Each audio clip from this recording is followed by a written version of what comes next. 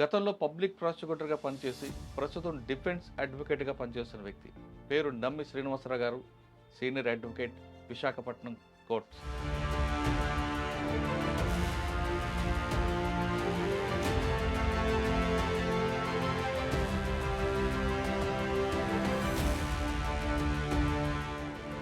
మీరు లా ఎందుకు చేయాలనుకున్నారు అసలు? Initially, I prepared for civils and groups. Sir, ఈ ప్రొఫెషన్లోకి వచ్చిన తర్వాత సాధారణ కొంతమంది డిసైడ్ అవుతారు. Yeah. ఒకరు సర్వీస్ మోటో, ఇంకొకరు కమర్షియల్గా ఉందామని, మరి కొంతమంది వేరే యాంగిల్లో వెళ్దామని. మీరు ఈ మూడిట్లో దేన్ని ఎంచుకున్నారు? కమర్షియల్గా ఉందామని అయితే మాకు మైండ్ ఎప్పుడు లేదండి.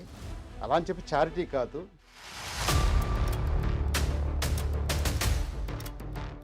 కానీ ఒక డిఫెన్స్ అడ్వకేట్ ఇచ్చిన బిల్ నుండి కేసు కన్విక్షన్ రావాల్సింది ఎక్కడ లేని కేసు ఉందా? వైఫ్ అండ్ హస్బెండ్ ఇద్దరు physical directors, love marriage, inter caste marriage. ఏదో డిఫరెన్స్ వచ్చి వైఫ్ని హస్బెండ్ చంపేశాడు. సార్, 2014 మధ్యలో మీరు డిఫెన్స్ చేశారు కదా, అక్కడ మీకు బాగా గుర్తున్న కేసు ఉందా ఆ పీరియడ్లో? సిబిఐ హెడ్ కానిస్టేబుల్ అయిన మెంటల్లీ అన్సౌండ్ అని చెప్పాలి. జాబ్ కూడా అబ్స్కాండ్ అయిపోతే రిమూవ్డ్ ఫ్రమ్ సర్వీస్. ఈ involved in the rape case. పసిపాప భీమిలి వైఫ్ డబ్బులు ఇవ్వట్లేదని చెప్పని that is the only immediate reason for the ఇద్దరు పిల్లలు సైకిల్ మీద కూర్చోబెట్టుకొని అక్కడ. 2017 తర్వాత మీకు మళ్ళీ ఒకసారి పీపీగా రావచ్చు సిబిఎస్ఈకి. నేను సిబిసిఐడి స్పెషల్ పీపీగా అపాయింట్ అయ్యాను. కానీ వాళ్ళందరూ వద్దు, మీరు చేయమంటే మీరు చేయనున్నారట. 5 మర్డర్స్. ఆ case it is very interesting and very sensational case. Sir, సాధారణంగా ఒక ఇద్దరు వ్యక్తుల మధ్యన బంధం ఆర్థిక సంబంధంగా మారుతుంది. ఆర్థిక సంబంధం ఉన్నప్పుడు బాగా ఉన్నప్పుడు చెక్కులు ఇచ్చుకుంటారు, పుచ్చుకుంటారు. తర్వాత డబ్బులు బ్యాంకులో ఉండవు, ఇన్సఫిషియెంట్ ఫండ్ అని వస్తుంది, బౌన్స్ అవుతాయి. మీరు 138 కింద అప్రోచ్ చెక్ బౌన్స్ కేసులు చెక్ బౌన్స్ వేసేస్తారు. ఆ కేసులో ఖచ్చితంగా కన్వెక్షన్ వస్తుందా, లేదు అందులో కూడా ఎక్విటీ తీసుకోవాలి? టెక్నికల్ ఇష్యూస్ అండి. చెక్ ఇష్యూ చేసిన పర్సన్ అకౌంట్లో డబ్బులు లేకుండా. సాధారణంగా ఈ సర్వీస్లో కేసులు కోర్టుకు వెళ్తాయి, న్యాయం జరుగుతుంది భావిస్తారు అందరూ. కానీ కేసులన్నీ వీగిపోతుంటాయి ఎక్కువగా. First of all criminal case గురించి మాట్లాడతామండి. What is the objective of a criminal case?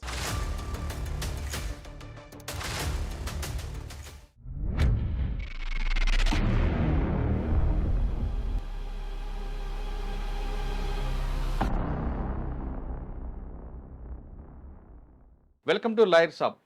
ఈ వారం మన గెస్ట్ గతంలో పబ్లిక్ ప్రాసిక్యూటర్గా పనిచేసి ప్రస్తుతం డిఫెన్స్ అడ్వకేట్గా పనిచేస్తున్న వ్యక్తి పేరు నమ్మి Srinivasarao garu, senior advocate, Visakhapatnam courts. Srinivasarao గారు గతంలో సిబిసిఐడి పబ్లిక్ ప్రాసిక్యూటర్ పనిచేసినప్పుడు చాలా కేసుల్లో కన్విక్షన్ తీసుకొచ్చారు. తర్వాత కొన్ని కేసుల్లో అక్యూటల్ కూడా అయ్యాయి.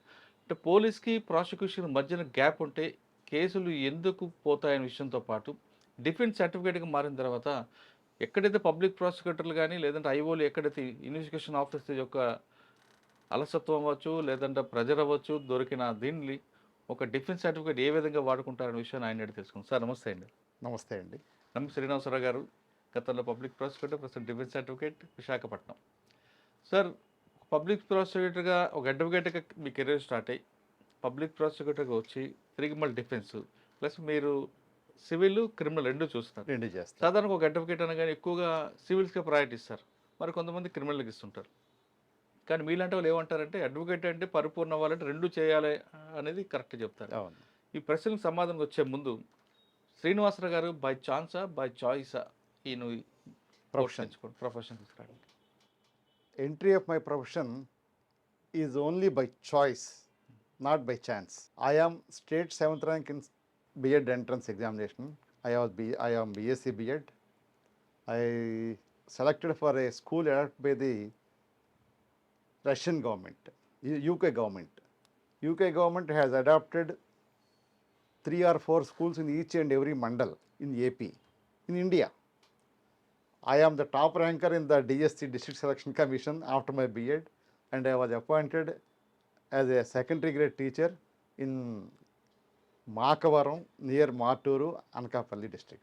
Okay, Present Anakapalli district. మీరు పుట్టింది ఎక్కడండి? మీ నాన్నగారు? విశాఖపట్నం.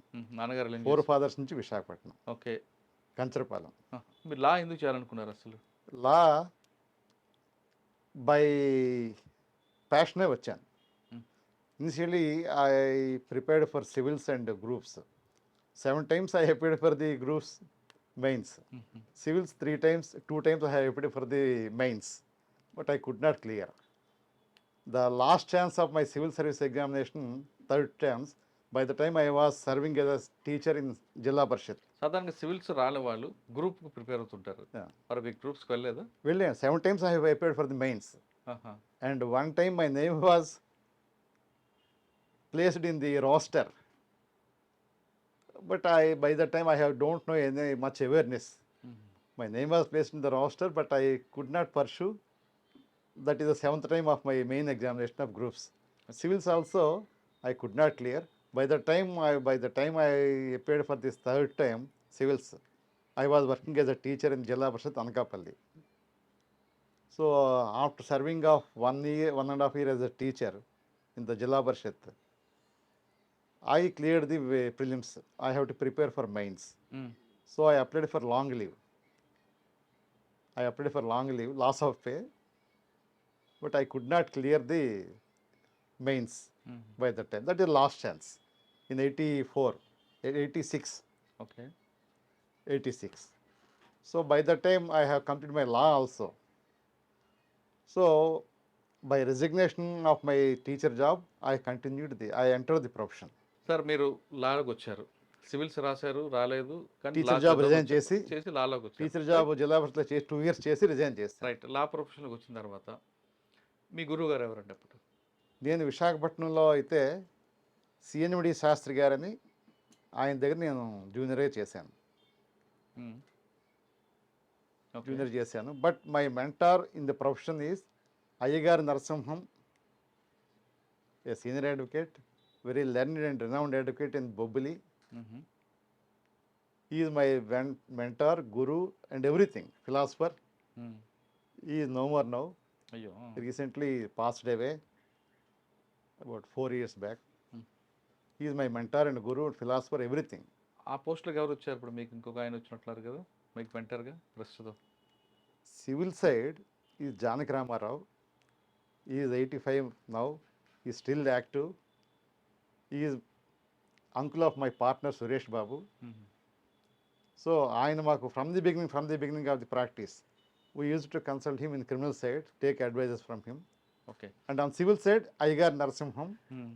జవహర్ గారు అంటారు ఆయన బొబ్బిలి. మ్మ్. ఈ సరస్వతిపుత్రుడు ఆయన ఇద్దరు కూడా సివిల్లో ఒక ఆయన, క్రిమినల్లో ఒక ఆయన. ఓకే. సో సార్, అటువంటి మీరు వాళ్ళు ఇద్దరు మాకు దొరకడం వీఆర్ సో ఫార్చునేట్. అదే. దట్ వై రెండిట్లో సివిల్ క్రిమినల్ రెండిట్లో కూడా మీ still we have been continuing in my practice. Sir, ఈ ప్రొఫెషన్లోకి వచ్చిన తర్వాత సాధారణ కొంతమంది డిసైడ్ అవుతారు. ఒకరు సర్వీస్ మోటో, ఇంకొకరు కమర్షియల్గా ఉందామని, మరి కొంతమంది వేరే యాంగిల్లో వెళ్దామని. మీరు ఈ మూడిట్లో దేన్ని ఎంచుకున్నారండి? కమర్షియల్గా ఉందామని అయితే మాకు మైండ్ ఎప్పుడు లేదండి. అలా అని చెప్పి చారిటీ కాదు, ప్రొఫెషనల్గా ఉన్నాం. You are professionals. Right sir. ప్రొఫెషనల్గా మీరు స్టార్ట్ చేశారు ప్రొఫెషన్, Yes. గురువు గారి దగ్గర నేర్చుకున్నారు. ఫస్ట్ మీరు కోర్టుకి వెళ్ళినప్పుడు ఫస్ట్ ఇచ్చిన ఫైల్ ఏంటండి గురువు గారు? ఇట్ ఈస్ 89లో ప్రాక్టీస్కి వచ్చామండి. ఎక్కడ? విశాఖపట్నం కోర్టు. విశాఖపట్నం 89లో. 93లోనే ఇండిపెండెంట్గా ఆఫీస్ ఎస్టాబ్లిష్ చేసాం. 93లోనే 4 yearsకే. 4 yearsకే. We are so confident we have to establish zeal and confidence. Sir, అప్పట్లో ఆఫీసులో మీరు సీనియర్ ఆఫీసులో చాలా నైట్ వరకు కూర్చొని నైట్ 11 మోర్ దెన్ 11. ఓకే. దాంతోపాటు గురువు గారు ఎంతో కొంచెం డబ్బులతోనే డిపెండ్ అయ్యే ఫ్యామిలీస్ ఉండేవి. Yes yes. రైట్. ఇప్పుడున్న జనరేషన్ చూస్తుంటే అది కనిపిస్తుంది అంటారా? అప్పటికి ఇప్పటికి కొంచెం there is a slight change in the juniors. అంటే నాకు అనిపిస్తుంది, maybe it is right or wrong. Right. Commercial approach ఎక్కువ ఉందేమో అనిపిస్తుంది ఇన్ మోస్ట్ ఆఫ్ కేస్. అలా అని చెప్పేసి అందరూ అలా నేను అనలేము, ఎక్కువ మంది.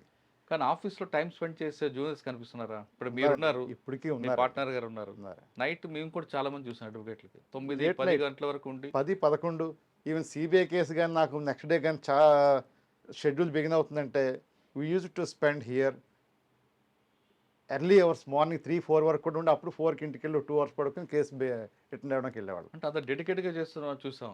ఇప్పుడు ఆ డెడికేషన్ ఉందంటారా, లేదు అంతా స్మార్ట్ ఫోన్లు ప్రభావంలో పడ్డారంటారా? ఉండొచ్చండి, జూనియర్స్ మరి అలా చేస్తున్నారు లేదా నేను అనుకోను కానీ, but they have to do, anybody has to do like that only. Okay. CBI case అంటే I am doing both CBI and ACB and regular criminal cases also and as well as civil cases in the on behalf కూడా అచ్చా. VMRDA. ఓహో. VMRDA అని civil కేసులే చూస్తాను. Steel plant కూడా నేను panel అడ్వకేట్ని. Okay. మీరు ఫీల్డ్కి వచ్చిన టైంలో అప్పుడు గురువుగారులు ఇచ్చిన 1000 రూపాయలు 500 రూపాయలతోనే నడిచేది. లేదండి, నా కేసులో అయితే మా సీనియర్ నాకు easy to pay not less than 10,000. అంటే అప్పుడులో ఐ హ్యావ్ టు అది అడ్మిట్, ఉండేది.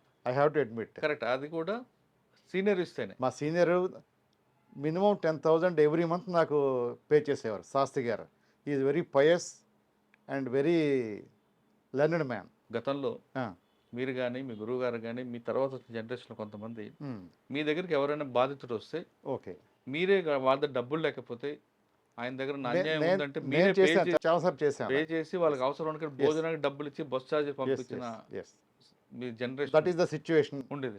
కానీ ఇప్పుడు ఒక అడ్వకేట్ దగ్గర తీసుకోవాలంటే ముందు అపాయింట్మెంట్ తీసుకొని దాని ఫీజుగా పే చేస్తేనే కొంతమంది అపాయింట్మెంట్ అడ్వకేట్స్ ఇస్తున్నారు. చాలా తక్కువ ఏమో అండి ఈ ప్రొఫెషన్లో. అంటే కార్పొరేషన్ బాంబే ఢిల్లీ అలా ఉందేమో కానీ as for as Vizag is concerned అలా లేదేమో అనుకుంటున్నాను నేను. సరే, లేదని అనుకుందాం సార్, అది పక్కన పెడదాం. కాదు, మీ ప్రొఫెషన్కి వద్దాం. మీరు 93లో ఆఫీస్ ఎస్టాబ్లిష్ చేశారు. తర్వాత ఇండిపెండెంట్ ఆఫీస్. Independent office. మీ సర్వీస్లో పబ్లిక్ ప్రాసిక్యూటర్కి వెళ్ళక ముందు ఈ గ్యాప్లో మీకు బాగా నచ్చిన కేసు ఒకటి చెప్పండి. నాకు బాగా నచ్చిన కేసా, అప్పట్లో వైజాగ్లో టాస్క్ ఫోర్స్ అని ఉండేది. ఎవరు కమిషనర్ అంటే? డిటి నాయక్ గారు. అవును. DT Naik garu the then commissioner of police Visakhapatnam. BV Satyanarayana గారని ఆయన టాస్క్ ఫోర్స్కి హెడ్, సిఏ గారు ఆయన. వాళ్ళ టీం అంతా అప్పట్లో వాళ్ళు అంటే there intention is to maintain the law and order in city. ఆ ఇంటెన్షన్ గుడ్ ఆబ్జెక్టివ్తోనే స్టార్ట్ అయింది, కానీ ఓవర్ ఏ పీరియడ్ అది సైడ్ ట్రాక్ అయిపోయింది. ఈవెన్ ఫ్యామిలీ కూడా సినిమాకి సెకండ్ షోకి వెళ్ళి వస్తుంటే వాళ్ళని సెల్లో వేసేసి మార్నింగ్ వరకు రిలీజ్ చేయకుండా అలా చాలా చాలా చోట్ల జరిగింది అలాగా. అలాగే లేబరు వాళ్ళు ఎక్కడో లేట్గా జాబ్ చేసి ఇంటికి లేట్ నైట్ వస్తుంటే వాళ్ళని పట్టుకొని కొట్టడం అది చేశారు. అంటే ఆబ్జెక్టివ్ మంచి ఆబ్జెక్ట్తో స్టార్ట్ అయినా సరే టాస్క్ ఫోర్స్ని ఓవర్ పీరియడ్ దాన్ని ఆ ఆబ్జెక్టివ్ ఇంటెన్షన్స్ అన్నీ కూడా డైల్యూట్ అయిపోయాయి, నెగిటివ్ షేడ్స్ వచ్చాయి. సో అలా ఒక స్టేజ్లో ఏమైందంటే బిహెచ్పిలో ఒక క్లయింట్ కుర్రాడిని జాబ్కి వెళ్ళి వస్తుంటే లేట్ నైట్లో వాడు ఎక్కడో శ్రీకాకుళం లేదు జాబ్ చేసి వస్తున్నాడు, బస్ దిగి మళ్ళీ వేరే బస్ పెట్టుకొని వస్తుంటే బిహెచ్పి ఇద్దరు ఉంటారు వాళ్ళు, టాస్క్ ఫోర్స్ వాళ్ళు దే హ్యాండిల్ హిమ్. బ్రూటల్గా కొట్టారు, బాగా కొడితే మొత్తం వీప్ అంతా చిట్లిపోయి హెవీ బ్లీడింగ్ అయితే నెక్స్ట్ డే మార్నింగ్ అలాగే కోర్టుకు వచ్చారు. తను వాళ్ళ సిస్టరు వీళ్ళంతా, ఆ సిస్టర్ కూడా అడ్వకేటే, వచ్చి మాకు చూపిస్తే మేము సీనియర్స్ కొంచెం అప్పటికి చూసి వెంటనే మేము ప్రైవేట్ కంప్లైంట్ తయారు చేసాం ఫస్ట్. తర్వాత మాకు ఎందుకంటే ఇంకా మేము చెల్లించిపోయాం. అలా కొట్టడం వెనక ఒక పర్సనల్ డిస్ప్యూట్ ఉంది. ఓకే. అందులో టాస్క్ ఫోర్స్లో ఉన్న ఒక ఆఫీసర్కి వాళ్ళ రిలేషన్స్ ఎవరో వీళ్ళ నైబర్స్ ఆ సందు తగులు ఉన్నాయి, అదే మెయిన్ మోటివ్ అని చెప్పి మాకు తర్వాత అర్థమైంది. దాంతో we are very particular, this has to be taken task. Private complaint file చేస్తాం. Beating is not the part of duty of the police, that ఇలా బ్రూటల్గా. వెంటనే కోర్టులో ప్రైవేట్ కంప్లైంట్ ఫైల్ చేస్తాం. టాస్క్ ఫోర్స్ని ఇలా ఈ వేరియస్ ఇన్సిడెంట్స్ లాగా వైఫ్ అండ్ హస్బెండ్ ఇలాగా డిటైన్ చేసేసి మార్నింగ్ వరకు ఉంచేసి ఇలాగా అది చాలా జరిగాయి. నేను ఒకటి కాదు, చాలా. It is a menace in the city, in the genuine public. వాళ్ళందరూ భయపడి టాస్క్ ఫోర్స్ అంటే నైట్ మేర్ లాగా అయిపోయింది. అలా అయిపోతే వీ హ్యావ్ అది పబ్లిక్ కాజ్ కింద మేము ఫీల్ అయ్యి టాస్క్ ఫోర్స్ ఈ ప్రైవేట్ కంపెనీతో పాటు టాస్క్ ఫోర్స్ని కూడా ఇచ్చేద్దామని చెప్పి మేము ఇక్కడ వైజాగ్ సెకండ్ ఎంఎం కోర్టులో ప్రైవేట్ కంప్లైంట్స్ ఫైల్ చేసాం, హైకోర్టులో ఫైల్ చేసాం. అంటే రూట్స్ ఏంటంటే టాస్క్ ఫోర్స్కి there is no sanction of the government. అవును. సో ఆ ఒక కాజ్తో మేము సక్సీడ్ అయ్యి దాన్ని వైండప్ చేయించాం. చెప్తున్నాం కానీ it was the more than 6-7 years పట్టింది ఆ కేసు అంతా అయ్యేసరికి. వాళ్ళు ఏదో ఇతన్ని జాబ్ ఇస్తాం విత్డ్రా అయిపోయి నుంచి ప్రెజర్ చేశారు, మా మీద ప్రెజర్ చేశారు, ఒకలా కాదు. But we have withstand the. కానీ టాస్క్ ఫోర్స్ మీరు వైండ్ అప్ చేయించారు కరెక్టే. అప్పుడు ఎందుకంటే శాంక్షన్ లేదు కనుక దీని మీద వైండ్ అప్ అయింది. కరెక్టే. తర్వాత ఆ.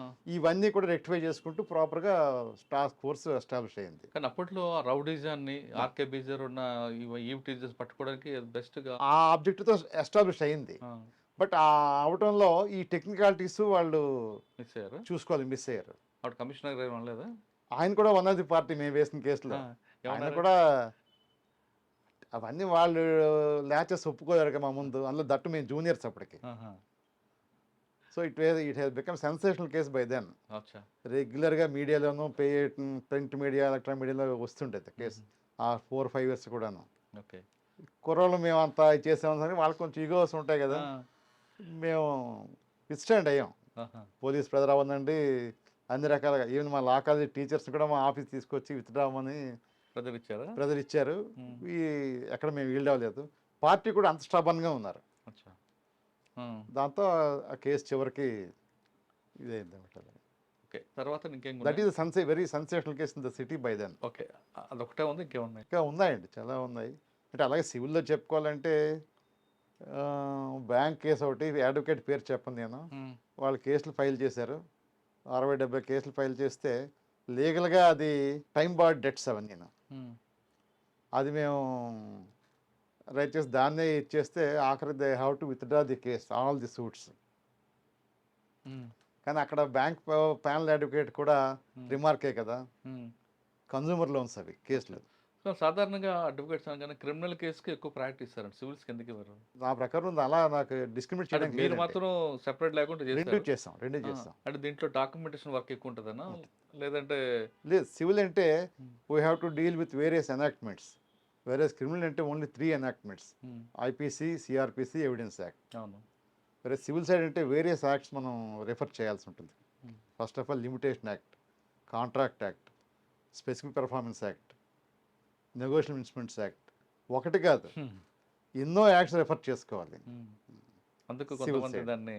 లేబర్ ఎక్కువ ఉంటుంది సివిల్ కానీ సివిల్ కేసుల్లో మీ దగ్గరకు వచ్చిన క్లయింట్ కేసు ఇచ్చాను, మీ దగ్గర కదా అడ్వకేట్ దగ్గర క్లయింట్ ఇస్తే ఆ క్లయింట్కి రిజల్ట్ వాళ్ళ మనవలు అనుభవిస్తారనేది ఉంది, వాస్తవం అంటారా? అంటే మేము వచ్చిన కొత్తలో అయితే ఫర్ ఎగ్జాంపుల్ ఎవిక్షన్ తీసుకోండి, ఎవిక్షన్ కేసులు తీసుకోండి,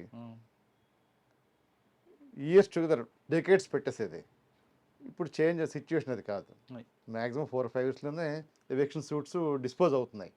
20 years 30 years పట్టిన రోజులు కూడా ఉన్నాయి మేము వచ్చిన కొత్తలో. అవునా? ఇప్పుడు అలా లేదండి. Situation is there is a change. Okay. 4-5 yearsలోనే మ్యాక్సిమం అచ్చా. ఎవిక్షన్ కేసులు అవ్వండి ఇలాంటివి డిస్పోజ్ అవుతున్నాయి. ఓకే. తర్వాత మీ పబ్లిక్ ప్రాసిక్యూటర్ ఎందుకు ఎప్పుడు వచ్చారండి? నేను 2005లోను పబ్లిక్ ప్రాసిక్యూటర్ అపాయింట్ అయ్యానండి. Fast track court Visakhapatnam. Okay. 8th fast track కోర్ట్లో. Though until then I was a civil advocate. Sir fast track court ఎందుకు పెట్టారండి? వేరే ఇష్యూ కోసం ఫర్ పెట్టారు? స్పీడీ డిస్పోజల్ అండి. 3 ఫాస్ట్ ట్రాక్ కోర్ట్స్ ఉండే అప్పుడు వైజాగ్లో. Okay. For the only intention is for speedy disposal. అందులో మీరు తీసుకొచ్చిన కన్వెన్షన్ ఉందండి? పర్సంటేజ్ నేను చూసుకోలేదు కానీ most of the cases ended in acquittal. Okay. Sir ఏమైనా కన్విక్షన్ లేకుండా ఫెయిల్ అయ్యేవి అంటే బట్ ల్యాచెస్ ఆఫ్ ఇన్వెస్టిగేషన్ అవ్వచ్చు, అటువంటి వాటిలో కూడా I have reconstructed the cases. అంటే ప్రిసైడింగ్ ఆఫీసర్ కూడా most cooperative and most enthusiastic senior most judge అయినా వీరప్ప నాయుడు గారు అని very senior most judge. Sir ఆ టైంలో పబ్లిక్ ప్రాసిక్యూటర్ అంటే చాలా మందికి తెలియదు. నెంబర్ 1, మీకు కూర్చోడానికి రూమ్ కూడా ఉండదు. లేదంటే అదేం లేదు. ఐ హ్యావ్ ఇప్పుడు గాట్ కాదు. ఛాంబర్. ఒకప్పుడు. అప్పుడే I have got chamber there. కానీ పోలీస్కి పబ్లిక్ ప్రాసిక్యూటర్ మధ్యలో కొంచెం గ్యాప్ అయితే ఉండేది కదా అప్పుడు? ఉండేదంటే ఉండేదండి. పూర్వం మేము వచ్చిన కొత్తలో కన్నా అప్పటికి ఒక 10 years బ్యాక్కి ఐఓస్లో యాటిట్యూడ్కి తర్వాత మేము వచ్చినప్పటికీ చూస్తే there is a change, visible change. అంటే సార్, మీకు- అప్పుడు మర్డర్ కేసులు వాటిలో వాసుదేవరావు గారు పబ్లిక్ ప్రాసిక్యూటర్ ఉన్నారు. ఎమ్మెల్యే విశాఖ 2 ఎమ్మెల్యే చేశారు ఆయన, ఈశ్వరపు వాసుదేవరావు గారు. ఆయన పబ్లిక్ ప్రాసిక్యూటర్ ఉన్నప్పుడు సింహాచలంలో డెకాటి అవును. పచ్చలహారం డెకాట్ జరిగి ఇదైంది. చోటపురం తీసుకెళ్తారు. స్టోట్పురం. అవును. అప్పుడు మేము విన్నాం ఆ కేసులు. దాంట్లో వాసుదేవరావు గారు మాకు చెప్తుండేవారు. ఆయన కేసు సెషన్స్ బిగిన్ అవుతుంటే DSP use to sit and give instructions. నేను ప్రాసిక్యూటర్ అయ్యేటప్పటికి ఆ సిచ్యువేషన్ అలా లేదు. But I have insisted the officers to come at least 1 week ahead and brief me the case and తరువుగా ఫైల్ అంతా చదువుకునేవాడిని. ముందే నేను మాకు fast track court civil and criminal 2 deal చేసేవారు ఆయన. సివిల్ కేసులని I requested the presiding officer Naidu గారిని, సార్ సివిల్ కేసులు ముందు ప్రయారిటీ అయితే ముందు క్రిమినల్ కేసులకి. ఈ మరి ఆఫీసర్లు కానీ విట్నెస్లు కానీ లేటుగా వస్తున్నారండి, బ్రీఫ్ చేయడానికి టైం సరిపోవట్లేదు. కాబట్టి with my sincere request civil కేసులు ముందు తీసుకోండి. ఇన్ ద మీన్ ఆ గ్యాప్లో నేను బ్రీఫ్ చేస్తాను విట్నెస్లకి, సో దట్ కేసు కొంచెం ప్రాసిక్యూషన్ బాగా వస్తుందని చెప్పి ఆయన I has obliged my request. Sir Simhachalam కేసులో అసలు కన్విక్షన్ వచ్చినట్లేదు కదా, చాలా మంది చనిపోయారు కదండి. కన్విక్షన్ పడిందండి, పడిందా? పడింది. చాలా మంది చనిపోయారు కదా. చనిపోయారు ఇప్పుడు ఒక లారీ యాక్సిడెంట్లోనే కానీ తర్వాత కన్విక్షన్ పడింది. వాసుదేవరా గారు దానిలో ఆయన చాలా జాబ్ సాటిస్ఫాక్షన్ ఫీల్ అని చెప్పేవారు అప్పట్లో. అప్పుడు ఎమ్మెల్యే పీపీగా వచ్చినప్పుడు మీరు కన్విక్షన్ తీసుకొస్తామని చాలా కేసులు ఉన్నాయి అంటున్నారు. కానీ I have rich experience in the as a prosecutor in the 8th fast track court. Okay, కానీ ఒక డిఫెన్స్ సర్టిఫికేట్ ఇచ్చిన పిల్ నుండి కేసు కన్విక్షన్ రావాల్సింది ఎక్విటల్ లేని కేసు ఉందా? బోల్డ్ ఉన్నాయండి. ఒకటి ఏం చెప్పగలరా? అంటే ముందు నేను ఆ కేసు రికార్డ్ నా దగ్గరకు వచ్చిన తర్వాత చూస్తే it is most hopeless case. Even for the president officer use to express his opinion, ఈ కేసు శ్రీనివాస్ దీనిలో ఏం కన్విక్షన్ రాదు, నువ్వు ఎక్కువ దీని టైము వేస్ట్ చేయకు అని చెప్పి by virtue of his rich experience చెప్పేవారు. అంటే అప్పటికున్న కాంటెంపరీ సిచ్యుయేషన్ బట్టి అని చెప్పేవారు. రోజుకి 10-20 సెషన్స్ ఆయన బిగిన్ చేసేవారు. ఎన్నో దానిలో సీరియస్ కేసులు ఉంటాయి, ఒక 5-6 ఉంటాయి, మిగతావన్నీ కూడా హోప్లెస్ కేసులే ఫర్ ది ప్రాసిక్యూషన్. రికార్డ్ లేక whatever it may be. So అలాంటి వాటిలో టైం వేస్ట్ చేసుకోవడం కోర్టుకి ప్రాసిక్యూటర్కి టైం వేస్ట్ అనే ఇంప్రెషన్లో ఉంటాం. నేను అలా కాకుండా ప్రతిదీ మెటిక్యులస్గా ఉండేవాడిని, దాంతో నాకు ఎక్కువ టైం కన్జ్యూమ్ అయిపోయేది. ఆయన కొంత తిట్టేవారు, ఎల్డర్లీ మ్యాన్, ఈ దీనిలో వేస్ట్ ఆఫ్ టైం అండి, valuable time of the court మీకు కూడాను, దీనిలో ఎక్కువ మీరు టైం వేస్ట్ చేయకుండా దానిలో అంతకన్నా ఏం రాదు అనేవారు. నేను అలా కాకుండా విట్నెస్లు బాగా మెటిక్యులస్గా ఎగ్జామిన్ చేస్తూ లేని ఇన్ఫర్మేషన్, ఇంకా వాళ్ళ అంటే రికార్డులో లేని ఇన్ఫర్మేషన్, యాక్చువల్గా ఎన్నో ఉన్న ఇన్ఫర్మేషన్ రికార్డులో రాకపోతే నేను దాన్ని కలెక్ట్ చేసి రీకన్స్ట్రక్ట్ చేసిన కేసులు చాలా ఉన్నాయి, కన్విక్షన్ కూడా వచ్చిన కేసులు ఉన్నాయి. ఒక కేసు చెప్పండి. చెప్తాను. చోడవరంలో ఒక కేసు జరిగింది. వైఫ్ అండ్ హస్బెండ్ ఇద్దరు లవ్ మ్యారేజెస్, పేర్లు కూడా చెప్పను. చోడవరం పోలీస్ స్టేషన్కి కాంపౌండ్కి ఆనుకున్న బ్యాక్ సైడ్ ఉన్న ఇల్లే అది. ఓకే. వైఫ్ అండ్ హస్బెండ్ ఇద్దరు physical directors, love marriage, inter caste marriage. ఏదో డిఫరెన్స్ వచ్చి వైఫ్ని హస్బెండ్ చంపేశాడు. అయ్యో. ఆ కేసు ట్రయల్కి నా కోర్టుకు వచ్చింది. రికార్డ్ చూస్తే జడ్జి గారు ఎలాగా by virtue of his rich experience, దీనిలో ఏం లేదు శ్రీనివాస్, రికార్డ్ ఏం ఇన్వెస్టిగేషన్ లేదు, దీనిలోనూ మనం టైం వేస్ట్ చేసుకోవడం అవుతుందేమో అన్నారు. కంప్లైంట్ ఆ కేసులో own brother of the deceased lady, is also a head constable in the same police station. ఆయనే complaint about the murder of his sister by his brother in law. Investigation మాత్రం ప్రాపర్గా very పర్ఫెక్టరీ. ఆయన నాకు బోల్డ్ information చెప్తున్నారు, documents చూపిస్తున్నారు, ఉన్నాయి documents, ఏవి రికార్డులో లేవు. ఎందుకంటే వాంటెడ్ లేదా, లేదంటే మోస్ట్ ప్రాబబ్లీ. అర్థమైందండి. ఇంకా నాకు ఆయన బాధ ఏడుపు చూసి, ఎందుకంటే చనిపోవడానికి 1 వీక్ ముందే షీ వాజ్ హాస్పిటలైజ్డ్. ఐకి ఇంజరీ జరుగుతుంది, ఇద్దరికి వైఫ్ అండ్ హస్బెండ్ కొట్టుకున్నారు, ఇంజరీ జరిగింది, కన్ను బాగా ఇదైపోయింది. She was hospitalised for 10 days in the అదే వీధిలో చివర, Chodavaram police station back side ఒక వీధి చివరిలో హాస్పిటల్ అడ్మిట్ అయింది. ఆ circumstance record is very much material to the prosecution. It proves the disputes between the wife and husband. ఆ medical record, ఆ ఇంజరీ సర్టిఫికేట్, ఓన్ సర్టిఫికేట్ ఏది కూడా కేస్ డైరీ ఫైల్లో లేదు. బట్ ఆయన చెప్తున్నాడు, కాపీ మరి ఇచ్చారా, మీరు తీసుకున్నారా, ఇన్వెస్టిగేషన్కి ఇచ్చారంటే ఇచ్చాయని చెప్తుంది. మీ దగ్గర కాపీ ఉందంటే ఉంది, సర్టిఫికేట్ కాపీ ఉందంటే హాస్పిటల్ నుంచి సర్టిఫికేట్ చేసి తీసుకొచ్చారు. 2 months ముందేమో అనకాపల్లి పోలీస్ స్టేషన్లో, మహిళా పోలీస్ స్టేషన్లో ఇద్దరికి కౌన్సిలింగ్ జరిగింది, వైఫ్ అండ్ హస్బెండ్ ఇద్దరికి. ఆ counselling it is there record, counselling చేసిన రికార్డ్ ఉంది డిఎస్పీ ఉమెన్ పోలీస్ స్టేషన్లో. అవన్నీ రికార్డ్ తీసుకుని రావాలి, ఇక్కడ పెట్టాలి to strengthen the prosecution case. ఏవీ లేవు, ఎందుకంటే ఓన్ బ్రదరే అందులో అదే పోలీస్ స్టేషన్లో కానిస్టేబుల్, హెడ్ కానిస్టేబుల్. నేను తిట్టాను, మరి నువ్వు కానిస్టేబుల్ ఏంటి, నువ్వేం చేసావు, ఇన్వెస్టిగేషన్ హెల్ప్ చేయాలి కదా మా సిఐ గారికి అంటే, చేసాయండి రికార్డ్ అంతా ఇచ్చాయండి, మీరు కాపీలు ఉన్నాయంటే ఉన్నాయి. Then I have started reconstruction of the case. 91 CRPC కింద పిటిషన్ పెట్టడం, ఆ మోమనపల్లి స్టేషన్ అనకాపల్లి నుంచి రికార్డ్ సమన్ చేయడం, అదే హాస్పిటల్లో ఈ మెడికల్ రికార్డ్ అంతా మళ్ళీ 91 సిఆర్పిఎస్ని పిటిషన్ పెట్టి రికార్డ్ సమన్ చేయడం, ఇవన్నీ వచ్చిన తర్వాత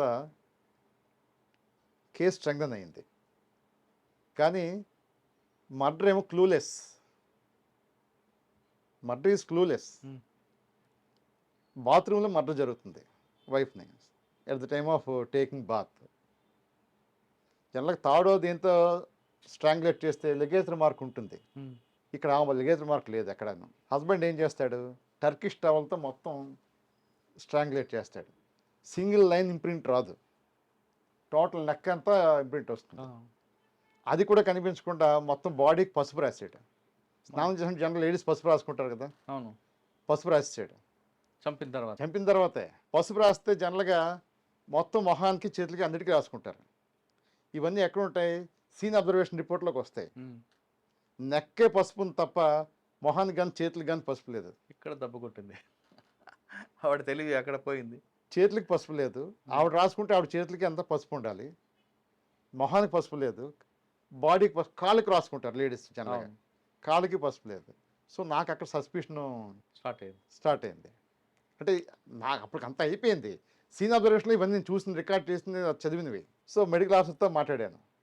సార్ రికార్డ్ అంతా నన్ను ప్రెజర్ చేసి ఆవిడ చెప్పారు, మీరు డిపోజిషన్ ఎవిడెన్స్ చెప్తారా అన్న. చెప్తా అన్నారు. She is also very much particular, devoted to her job.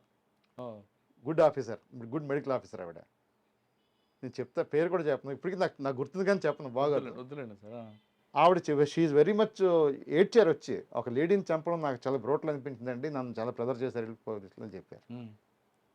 మరి ఎవిడెన్స్ చెప్తారంటే చెప్పారు ఆవిడ. సో ఇవన్నీ కొడుకు చిన్నపిల్లలు ఇద్దరు కూడా ఇంట్లో ఉంటారు. వాళ్ళ చేతి చెప్పింది, మీ మదర్ ఇప్పుడు పసుపు రాసుకుంటారు, మా మదర్ ఇప్పుడు పసుపు రాసుకోరు మీరు చూడండి చెప్పారు. ఒక అమ్మాయి పెద్దది 8th క్లాస్ చదువుతుంది, కొడుకు చిన్నాడు.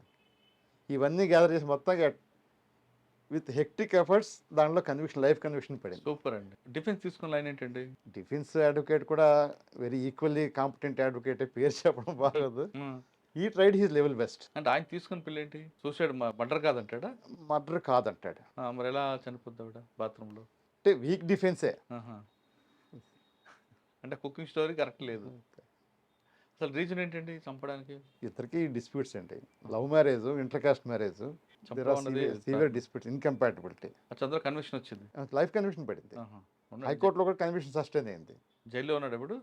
తర్వాత ఇప్పుడు 20 years బ్యాక్ సిచ్యువేషన్ బయటకు వచ్చి ఉంటాడు. నా ప్రాసిక్యూషన్ పీపీగా అయిపోయి అప్పుడే. ఓకే, అది కాకుండా ఇంకేమున్నాయండి? ఇంకా చాలా ఉన్నాయండి. అది వెరీ వెరీ రిమార్కబుల్. అవును, ఇంకా చెప్పాలంటే ఈ కేస్ స్టడీగా పనికొస్తుంది నెక్స్ట్. ఇలాంటివి చాలా ఉన్నాయి, ఇది ఒకటే కాదు. నన్ను మా జడ్జి గారు తిట్టేవారు, ఎందుకు నువ్వు స్ట్రెయిన్ అవుతావు లేని దానికి, అంటే విత్ గుడ్ ఇంటెన్షన్ ఓన్లీ. నేను వాటిలో రికార్డ్ రీకన్సిడర్ చేసేవాడిని. ఈ is to appreciate, he himself has to award conviction. చేసేవారు కదా మరి ఆయన, అప్రిషియేషన్ ఉండబట్టి ఆయన కన్విక్షన్ ఇచ్చేవారు. దో ఇనిషియల్లీ హీ వాంట్ మీ. కొన్ని కేసుల్లో అంటే మీరు ఎక్కువ ఎఫర్ట్ పెట్టారు, ఖచ్చితంగా కన్విక్షన్ వస్తుంది అనుకున్న టైంలో అక్విడల్ అయింది అనుకోండి. అక్విడల్ 3 రీజన్స్: హాస్టల్ అయిపోవడం, విట్నెస్ హాస్టల్ అవ్వడం, హాస్టల్ కాకుండా మెటీరియల్ లేకపోవడం, ఇంకా బియాండ్ మై స్కోప్ రీకన్స్ట్రక్ట్ చేయడానికి కూడా రికార్డు ఉండదు, విట్నెస్ కోఆపరేట్ చేయరు. చెప్పండి, బాగా ఎఫర్ట్ పెట్టుంటారు మీరు. పేర్లు గుర్తులేవు కానీ ఒక కేసు అయితే చూడంలో సీనియర్ అడ్వకేట్ వైజాగ్ వచ్చి చేశారు. అది కన్విక్షన్ రావాలి నా ప్రకారం, కానీ అక్విట్లు వచ్చింది. ఎందుకండి? ఆ మర్డర్ జరిగింది నైట్ టైం. యూజువల్గా విలేజెస్లో లేడీస్ టాయిలెట్కి వెళ్ళడం, బయటకు వెళ్తారు. Illicit relation for the deceased lady and the accused. అక్కడ ఏదో తేడా వచ్చింది. చాలా they spent very lengthy time in the outskirts. అంటే ఎంతో దూరం కాదు, పొలాల్లోని ఇళ్ళు ఉంటాయి. ఇంటి నుంచి కొంచెం దూరంగా వెళ్ళి విత్ దే స్పెండ్ టైం. అక్కడ there was some altercation between the wife and husband. Wife and husband paramour అయినా జరిగింది. She is a widow I think. అక్కడ రిలేషన్షిప్ అనేది ఐఓ సరిగ్గా ఎస్టాబ్లిష్ చేయలేదు. ప్రెజెన్స్ ఆఫ్ ది అక్యూజ్డ్ కూడా ఎస్టాబ్లిష్ అవ్వలేదు అక్కడ. నేను మ్యాక్సిమం రికన్స్ట్రక్షన్ ట్రై చేశాను కానీ అవ్వలేదు. అంటే ఇప్పుడు నాకు ఫ్యాక్ట్స్ అవి వేగ్గా ఉన్నాయి. ఐ ఎక్స్పెక్టెడ్ కన్విక్షన్, ఎక్విట్లు వచ్చింది. దాంట్లో ఎందుకు వచ్చిందండి? రికార్డ్ సరిగ్గా లేకపోవడం. లేకపోవడం. రికార్డ్ సరిగ్గా లేక. సార్ అక్కడ ఫెయిల్యూర్ ఎవరిది? అయిపోదు కదా. రైట్. I was there. ఇప్పుడు ఈ కేసులో ఐఓ మీద రియాక్షన్ తీసుకొని రిపోర్ట్ అని రాశారా? అంటే ఒక్కొక్కసారి beyond the control of the ఏవో కూడా జరుగుతుంటాయి. విట్నెస్లు కోఆపరేట్ చేయరు. అది వదిలిపెడదామండి. ఆ, ఇప్పుడు పర్టికులర్గా మన చోడవరం కేసులో ఆ, మెటీరియల్ కరెక్ట్ లేకపోవడం వల్ల ఇది జరిగింది కాబట్టి ఐఓ మీద యాక్షన్ తీసుకుంటే ఈ కేసు అని కాకుండా కొన్ని కేసుల్లో అంటే డెలిబరేట్గా we feel that it is the laches on the part of investigation officer. Um, కానీ ఒక్కొక్కసారి ఏంటి బియాండ్ హిస్ డ్యూటీ, అందుకే వాళ్ళకి వర్క్ లోడ్, అది ఓకే. దానివల్ల they may not put in concrete efforts. అవును. అలాంటప్పుడు కూడా జరుగుతుంటాయి. అలా కాకుండా డెలిబరేట్గా investigation officer um, but for some extraneous reasons ఇలా చేశాడు అనుకుంటే ప్రిసైడింగ్ ఆఫీసర్స్ రాస్తారు. ఉమ్. రాసిన దగ్గర బోల్డ్ ఉన్నాయి అలాగా. ఇది రాస్తుంటారు ఎంతమంది మీద? నేను రాసేది నేను జడ్జి గారు రాస్తారు, ఆయన రాస్తారా? ప్రిసైడింగ్ ఆఫీసర్ రాస్తారు. ఆహా. రాసి io grossly failed in proving the guilt of the accused అని చెప్పి రాస్తారు. ఇంకా చెప్పాలంటే యాక్షన్ తీసుకుని కూడా రాస్తారు. ఉహు. ఓకే. పబ్లిక్ ప్రాసిక్యూటర్ ఎంతకాలం చేశారండి? నేను 6 years చేశాను ఓకే. 8th ఫాస్ట్ ట్రాక్ కోర్టులో. ఉహు. తర్వాత తర్వాత మళ్ళీ డిఫెన్స్, ఆ, సివిల్ రెగ్యులర్ ప్రాక్టీస్. ఆ, 2014లో సిబిసిఐడి వాళ్ళు అదే ఈ లక్ష్మీపేట అని సార్ 2014 మధ్యలో మీరు డిఫెన్స్ చేశారు కదా, ఆ, అక్కడ మీకు బాగా గుర్తున్న కేసు ఉందా ఆ పీరియడ్లో? ఉమ్, పబ్లిక్ ప్రాసిక్యూటర్ పనిచేసి డిఫెన్స్ చేసి చాలా మీకు లూప్ హోల్స్ బయట తెలుస్తుంటాయి కదా. ఉన్నాయి. సిబిఐ హెడ్ కానిస్టేబుల్ ఆయన ఏఎస్ఐఓ, ఆయన యాక్చువల్లీ మెంటల్లీ అన్సౌండ్ అని చెప్పాలి. ఉహు. జాబ్ కూడా అబ్స్కాండ్ అయిపోతే రిమూవ్డ్ ఫ్రమ్ సర్వీస్. ఈ involved in the rape case. Um. Sabbavaram, ఉహు. ఈ నేటివ్ ఆఫ్ సబ్బవరం. ఎక్కువ అక్కడే ఎందుకు ఉంటాయండి సబ్బవరం చోడవరం అని ఇల్లీగల్? ఎప్పుడు అక్కడ everywhere they will be there అండి. ఈ జ్యూరిస్డిక్షన్ రూరల్ ఏరియా అక్కడ కాబట్టి మన సబ్బవరం చుట్టుపక్కల చోడవరం ఇవన్నీ కనిపిస్తాయి. ఇటు ఆనందపురంలో ఉన్నాయి కూడా ఉన్నాయి. ఆనందపురంలో అయితే నాకు ఇంకా సెన్సేషనల్ కేసు చైల్డ్ మర్డర్ అండి. భీమిలి సిబిఐ చెప్పండి. ఫస్ట్ రేప్ కేసులో ఉన్నాడు వాడు. ఆ, ఆ, చేశాడు వాడు. ఆహా. అమ్మాయిని, చిన్న అమ్మాయిని మొలెస్ట్ చేశాడు. బట్ వాడు మెంటల్ కండిషన్ కూడా సరిగ్గా లేదు. అంటే నేను డిఫెన్స్ కోసం చెప్పట్లేదు, అవును. Is a mental patient. Right. Parents వాడిని డిస్కార్డ్ చేశారు. Is almost is become a వ్యాగబాండ్లో అయిపోయాడు. ఉహు. తినడానికి ఎప్పుడు ఇంటికి వెళ్తాడు, రోడ్ల మీద తిరుగుతుంటాడు. వాడు ఈ అఫెన్స్ కమిట్ చేశాడు. ప్రొఫెషనల్ డ్యూటీ, ఎవరైతే అడ్వకేట్ దగ్గరికి వస్తారో we have to defend him. That is the moral obligation of the advocate. అది మీ ప్రొఫెషనల్ అది. ప్రొఫెషనల్ అంటే nobody can be denied of justice. అది జస్టిసా కాదా అని కాదు, లీగల్ అసిస్టెన్స్. అవును. సో చేసాం, ఎక్విట్లో వచ్చింది అంటే వచ్చింది, టెక్నికల్గా వచ్చింది. ఎలా అండి అంటే మెంటల్ అని prove He was inpatient in the mental hospital for so many days. Not only a particular spell, for different intervals, he was used to admit in the Chinnavaltar mental hospital and used to take treatment. అంటే ఆ రీజన్తో ఆ case అక్విడల్ అయిందా? Acquittal. Technical reason. Technical reason. కానీ వాస్తవంగా వాడు చేశాడు. చేసాడు. It is మోరల్గా మనకు తెలుసు అది. కానీ అక్కడ మరి వాళ్ళు ప్రూవ్ చేయలేపారు ప్రాసిక్యూషన్ కూడా. ప్రాసిక్యూషన్ ప్రూవ్ చేయడం అంటే ఇది స్ట్రాంగ్ టెక్నికల్ డిఫెన్స్. ఇది is there in mental hospital for so many days, so many spells of. So law provided అంటే కాన్షియస్గా చేసింది కాదు ఇది. ఇవాళ అంటది అచ్చా. Spell of that lunatic intervals. Sir ఇప్పుడు ఇక్కడ పసిపాప భీమిలి భీమిలిలో 2 పిల్లల్ని మర్డర్ చేశారు. ఫాదరే చేశాడు. ఫాదరే అంటే వైఫ్కి హస్బెండ్కి సివియర్ ఇన్కంపాటబిలిటీ డిస్ప్యూట్స్. అంటే వాడో లేబరు, వైఫ్ కూడా లేబరే. But they got ancestral properties Bheemili ఏరియాలో. సిఓటిఆర్ అని ఉంది అక్కడ, చర్చ్ ఆన్ ది రాక్ అనే ఏరియా, అక్కడ భీమిలి వై జంక్షన్ దగ్గర. ఓకే. ఆ ఏరియాలో ఉంటారు వాళ్ళు. వైఫ్కి మాటికి డబ్బులు అడిగి హింసించడం, కొట్టడం చేస్తుంటాడు అనమాట, తాగడానికి వాటికి. వైఫ్ డబ్బులు ఇవ్వట్లేదని చెప్పని that is the only immediate reason for the husband. Hated పిల్లల్ని తీసుకెళ్ళిపోయి సైకిల్ మీద తీసుకెళ్ళిపోయి, ఒకళ్ళు కాదు ఒకళ్ళనంటే ఏదో అవుట్ ఆఫ్ యాంగర్ చేసాడంటే 2 పిల్లల్ని సైకిల్ మీద కూర్చోబెట్టుకొని అక్కడ అనంతపురం ఏరియాలో ఒక లోన్లీ ప్లేస్ తీసుకెళ్ళి రాయితో బాధేస్తాడు పిల్లల్ని. చిన్న 8 years ఒకళ్ళు, 5 years ఒకళ్ళు. ఒక అబ్బాయిని చేసాడంటే దెర్ ఈజ్ రీజన్ ఇంకా అవుట్ ఆఫ్ ఆ యాంగర్ ఆ మూడ్లో చేశాడు. రెండో పిల్లలు కూడా చేశాడు అలాగే. చేస్తే దానిలో నేను జనరల్‌గా క్రిమినల్ కేసుల్లో కమిషన్ అపాయింట్ నుంచి రేరెస్ట్ ఆఫ్ రేర్ కేసెస్. అంటే డిఫెన్సు దాన్ని ఆ ప్రౌడ్‌ని ఇన్వోక్ చేయరు. ప్రాసిక్యూటర్ కూడా ఇన్వోక్ చేసేది చాలా తక్కువ. నేను దానిలో కమిషనర్‌ని అపాయింట్ చేయమని చెప్పి కోర్ట్ విజిట్ చేయమని చెప్పి అడిగాను. కోర్ట్‌ని అడిగాను విజిట్ చేయమని. ఉమ్, ఆ లోన్లీ ప్లేస్‌కి ఫాదర్ సైకిల్ మీద తీసుకెళ్ళి ఇద్దరు పిల్లల్ని సైకిల్ మీద కూర్చోబెట్టుకొని తీసుకెళ్ళి అంటే there is lot of time gap ఉంది. ఆ రిపెంట్ అయ్యో నా పిల్లల్ని తీసుకెళ్ళిపోతుంది చంపడానికి చెప్పి ఆ రిపెంటెన్స్ రావడానికి ఛాన్స్ ఉంది. ఉమ్, అయినా సరే అక్కడ తీసుకెళ్ళి చేస్తాడు. ఉమ్, నేను అందుకని చెప్పి అవన్నీ ప్రూవ్ చేయడానికి అని చెప్పని కోర్ట్ని విజిట్ చేయమంటే కోర్ట్ అంటే అంత నెసరీ లేదు, కమిషనర్ని అపాయింట్ చేస్తాను. కమిషనర్ అపాయింట్ చేసిన తర్వాత if still there is any ambiguity and doubt then certainly I will visit the scene of offence చెప్పి జడ్జ్ చెప్పి కమిషనర్ అపాయింట్ చేశారు. నేను డిఫెన్స్ అడ్వకేట్ కమిషనరు ఆ ప్లేస్ ఆఫ్ అఫెన్స్కి వెళ్ళి వెరిఫై చేస్తూ ఉంటాను. ఆడ ఇంటెన్షన్తో తీసుకెళ్ళాడు, చంపడానికే తీసుకెళ్ళాడు. ఆ ఇంటెన్షన్ అవన్నీ ప్రూవ్ అయ్యాయి తర్వాత. ఉమ్. దానిలో కన్విక్షన్ పడింది. మరి వాళ్ళ డిఫెన్స్ చేయలేదా? The prosecution is strong enough and investigation is also equally enough. Um. Nobody can escape అండి. నో వాడు ఎందుకంటే అంత టైంలో కూడా ఆలోచించలేదు పిల్లల గురించి. ఆడ అప్పటికే తాగి దీనిలో ఉన్నాడు. ఆ, అది నేను చెప్తే అది వాడికి అడ్వాంటేజ్ అవుద్ది. ఉహు. ఆ డిఫెన్స్ వాడు తీసుకుంటాడు, మావాడు తాగి చేశాడు అని. బట్ ఈజ్ అండర్ ది కానీ స్పెల్ ఆఫ్ ఒక ఇంటాక్సికేషన్. బాబుని చంపిన తర్వాత ఇద్దరు కూడా పిల్లలండి. పాప ఏడుస్తుంటది కదా అక్కడ. ముందు ఒక తీసుకెళ్ళిపోయి చంపేసి కొడుకు అవుద్దని కూర్చోబెడతాడు రాయి మీద. కొంచెం దూరం తీసుకెళ్ళి ముందు ఆడిని కొట్టేస్తాడు. తర్వాత రెండో చంపేస్తాడు. ఇద్దరు పిల్లలు చంపేస్తాడు. Own father. ఆ, ఈ రీజన్ కూడా మోటివ్ ఇంకేం లేదు. వైపు తాగడానికి డబ్బులు ఇవ్వట్లేదు. So pathetic. అవును. లైఫ్ కన్విక్షన్ పడింది అటువంటి వాడు లోపల ఉండాలి సొసైటీ కన్నా. లైఫ్ కన్విక్షన్ పడింది అనుకుంటే దట్ ఈస్ వెరీ.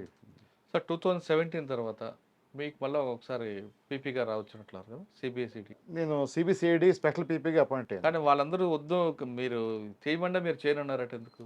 మీకు ఆల్రెడీ ఇన్ఫర్మేషన్ ఉందా అది? ఎందుకండి? చెప్తా. I am the choice of the victims as a special public prosecutor. ఏ కేసు అండి అది? అదే లక్ష్మీపేట అని రాజాన్ దగ్గర వంగర మండలం. ఆహా. 5 మర్డర్స్. ఆ case it is very interesting and very sensational case. 2012లో ఈ అఫెన్స్ జరిగింది. వంగర దగ్గర లక్ష్మీపేట విలేజ్.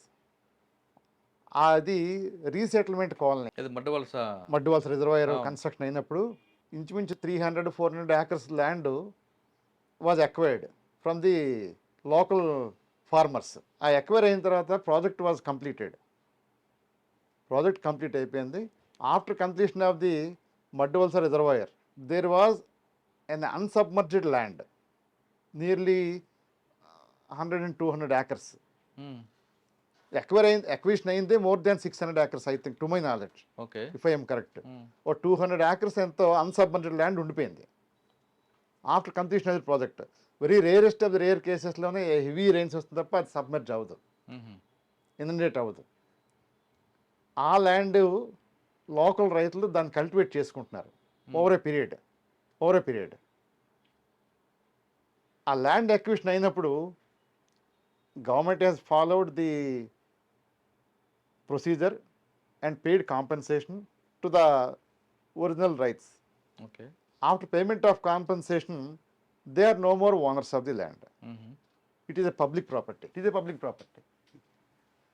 కానీ ప్రాజెక్ట్ కంప్లీట్ అయిపోయిన తర్వాత ఏం జరిగింది, ఈ అన్సబ్మర్జ్డ్ ల్యాండ్ అక్కడున్న రైతులు దాన్ని కల్టివేట్ చేసుకుంటున్నారు. రైతుల్లో కొంతమంది షెడ్యూల్డ్ క్యాస్ట్ నుంచి ఉన్నారు, కొంతమంది కాపు కమ్యూనిటీస్ కూడా ఉన్నారు. ఈ క్యాస్ట్ రిఫ్ట్ అయిపోయింది. అది ఎలా అయింది, ఒరిజినల్గా అంతకుముందు ఎస్ట్వేల్ ఓనర్ ఉంటాడు. Of course after receiving compensation is no more a owner, is only an erstwhile owner. ఉహు, అలా ల్యాండ్ని కొంతమంది ఎస్సీస్ దాన్ని కల్టివేట్ చేస్తుంటే there was a rift between the original owners and the SC people. Um, ఇలాగా this is the root cause of the that offence. Okay. అది ఒకరోజు కాదు, ఓవర్ ఏ పీరియడ్ ఇంచుమించు 15-20 years నుంచి అలాగా అవునండి, ఎప్పటి నుంచో మడ్డవలస నడుస్తుంది ఇష్యూ. జరుగుతుంది. చిన్న చిన్న గొడవలు, కొట్లాటలు, తగువులు ఇలాగ పోలీస్ స్టేషన్లోనూ ఆర్డీఓ కోర్టుల్లోనూ ఇలాగ జరుగుతూనే ఉన్నాయి. దీంతో గవర్నమెంట్ ఏం చేస్తుందంటే పికెట్ పెట్టింది అక్కడ, ఇవి ఎక్కువైపోతున్నాయని చెప్పాను. నర్సంపేటలో బై ఎలక్షన్కి ఈ పికెట్ని అక్కడికి పంపించారు. ప్లాట్ ఏంటంటే ఎక్యూజ్డ్ ఈ పికెట్ బై ఎలక్షన్కి వెళ్ళిపోతుంది, village will be without any armed forces. ఆ టైంలో అఫెన్స్ కమిట్ చేద్దామని వాళ్ళు డిసైడ్ అవుతారు. అఫెన్స్ జరిగిన ముందు రోజు రాత్రి ఒక ఎక్యూజ్డ్ ఇంట్లో అందరూ అసెంబ్లీ అయ్యి ఇలా చేద్దాం అని చెప్పి మోడస్ ఆపరేంటి డిసైడ్ అవుతారు. అందరూ ఎక్యూజ్డ్ డిసీజ్డ్ అందరూ అదే ఊర్లో ఒకరికొకరు బాగా known persons, known to each other. ఏ ఇంట్లో ఎవరు ఉంటారో కూడా అందరికీ తెలుసు, వాళ్ళకి తెలుసు అందరికీ. వీళ్ళు ఒక అసెంబ్లీగా ఫామ్ అయిపోయి ఇంచుమించు దానిలో 89 మంది ముద్దాయిలు మొత్తం. 89 మంది ముద్దాయిలు టోటల్ ఎక్యూజ్డ్. విట్నెస్ కూడా ఆ కేసులో అయితే నియర్లీ 200 విట్నెసెస్ ఫర్ ప్రాసిక్యూషన్. ఈ ఎక్యూజ్డ్ అందరూ ఏం చేస్తారంటే వెళ్ళిపోయి ఎర్లీ మార్నింగ్ ఇళ్ళలోకి వెళ్ళి తలుపులు కొట్టి ఒక్కొక్కరిని బయటికి లాగి పొగ బాంబులు వేశారు, స్మోక్ బాంబ్స్. అంటే ఎందుకు, వీళ్ళు ఎవరు వచ్చి కొడతారో తెలియకుండా ఉండడం కోసం. పొగ బాంబులు వేసి తలుపు కొట్టి ఒక్కొక్కరిని బయటికి లాగి ఒక్కొక్కరిని హ్యాక్ చేయడం మొదలుపెట్టారు అనమాట. ఇదంతా ఒక 1 or 2 hours లోపల, ఒక 1 hour లోపల జరిగిపోయింది అంతా. మొత్తం 5 మెంబర్స్ని కూడా దొరికిన వాళ్ళు దొరికారు, పారిపోయారు. పారిపోయిన వాళ్ళకి ఇంజరీస్ జరిగాయి. దొరికిన వాళ్ళకి స్పాట్లో ఒక 4 చనిపోతారు. 3 స్పాట్లో చనిపోతారు. 2 హాస్పిటల్కి వెళ్ళినప్పుడు ఆన్ ది వే చనిపోతారు. Total deaths 5. ఈ స్మోక్ బాంబ్లో వేసి ఎవరు చేశారో తెలియదు. బట్ వాళ్ళకి ఊర్లో వాళ్ళకి తెలుసు ఎవరు చేశారో ఏంటో తెలుసు, ఎందుకంటే గొడవలు జరుగుతున్నాయి అప్పటికే, వాళ్ళే చేస్తుంటారని చెప్పని. అప్పుడు ఇదంతా లోకల్గా ముందు రోజు అంతా ఏం జరిగిందని ఒక్కొక్కరు ఇన్ఫర్మేషన్ గ్యాదర్ చేస్తుంటే ముందు రోజుగా పలానా ఆసాం ఇంట్లో ఇది అందరూ గ్యాదర్ అయ్యారు నైట్, వాళ్ళు అనుకుంది ఇదంతా చేశారు అని చెప్పని. తర్వాత ఇన్వెస్టిగేషన్ ఇవన్నీ బయటకు వచ్చాయి. వెంటనే supreme government of India alert అయ్యి ఇంతమంది చనిపోయిన 5 మెంబర్స్ కూడా ఫ్రమ్ షెడ్యూల్డ్ క్యాస్ట్. వెంటనే గవర్నమెంట్ అలర్ట్ అయ్యి ఎస్సీ కమిషను అందరూ ఎలక్ట్ అయ్యి అక్కడికి వచ్చి వెంటనే దే హ్యావ్ యాజిటేట్ చేసి జస్టిస్ జరగాలని చెప్పి ఇంకో పక్క యాజిటేషన్, విక్టిమ్స్కి ఏమో రిలీఫ్ మెజర్స్, ఫుడ్ గిడ్ అని వేసి అంతా జరుగుతుంది అక్కడ. జరిగినప్పుడు గవర్నమెంట్ ఆఫ్ ఇండియా ఏం చేసిందంటే వెంటనే అడిషనల్ సొలిసిటర్ జనరల్, అప్పటికి ఆయన రీసెంట్గా సుప్రీంకోర్టు జడ్జి కూడా ఎలివేట్ అయ్యారు ఆయన ఫ్రమ్ ఆంధ్ర. వాళ్ళ బ్రదర్ ఏమో శ్రీ రఘురామ్ గారిని సీనియర్ అడ్వకేట్ హైకోర్టులో. శ్రీ ఇప్పుడు లావణేశ్వర గారు కాదు, నూతల వెంకటరమణ ఆంధ్ర నుంచి. ఆయన పేరు నాకు గుర్తు రావట్లేదు, నా మొబైల్లో ఉంటుంది ఆయన పేరు. హీ వాజ్ ద చైర్మన్ అనుకుంటాను ఆ కమిటీ, ఈ ఎస్టాబ్లిష్మెంట్ ఆఫ్ కోర్టు, ప్రాసిక్యూషన్ అంతా. సో ప్రాసిక్యూటర్ అపాయింట్మెంట్ ఆ విధంగా ఫైనలైజ్ చేయడం జరిగింది. విక్టిమ్స్ ఏం చేశారంటే నన్ను they have selected in the act, SC/ST atrocity prevention యాక్ట్లో there is a provision. Victims కూడా they have a choice for appointment of a prosecutor to defend them, to conduct their prosecution. ఆ రకంగా వాళ్ళు నన్ను చాయిస్గా తీసుకున్నారు. వాళ్ళు తీసుకుని వాళ్ళు they have represented to the government.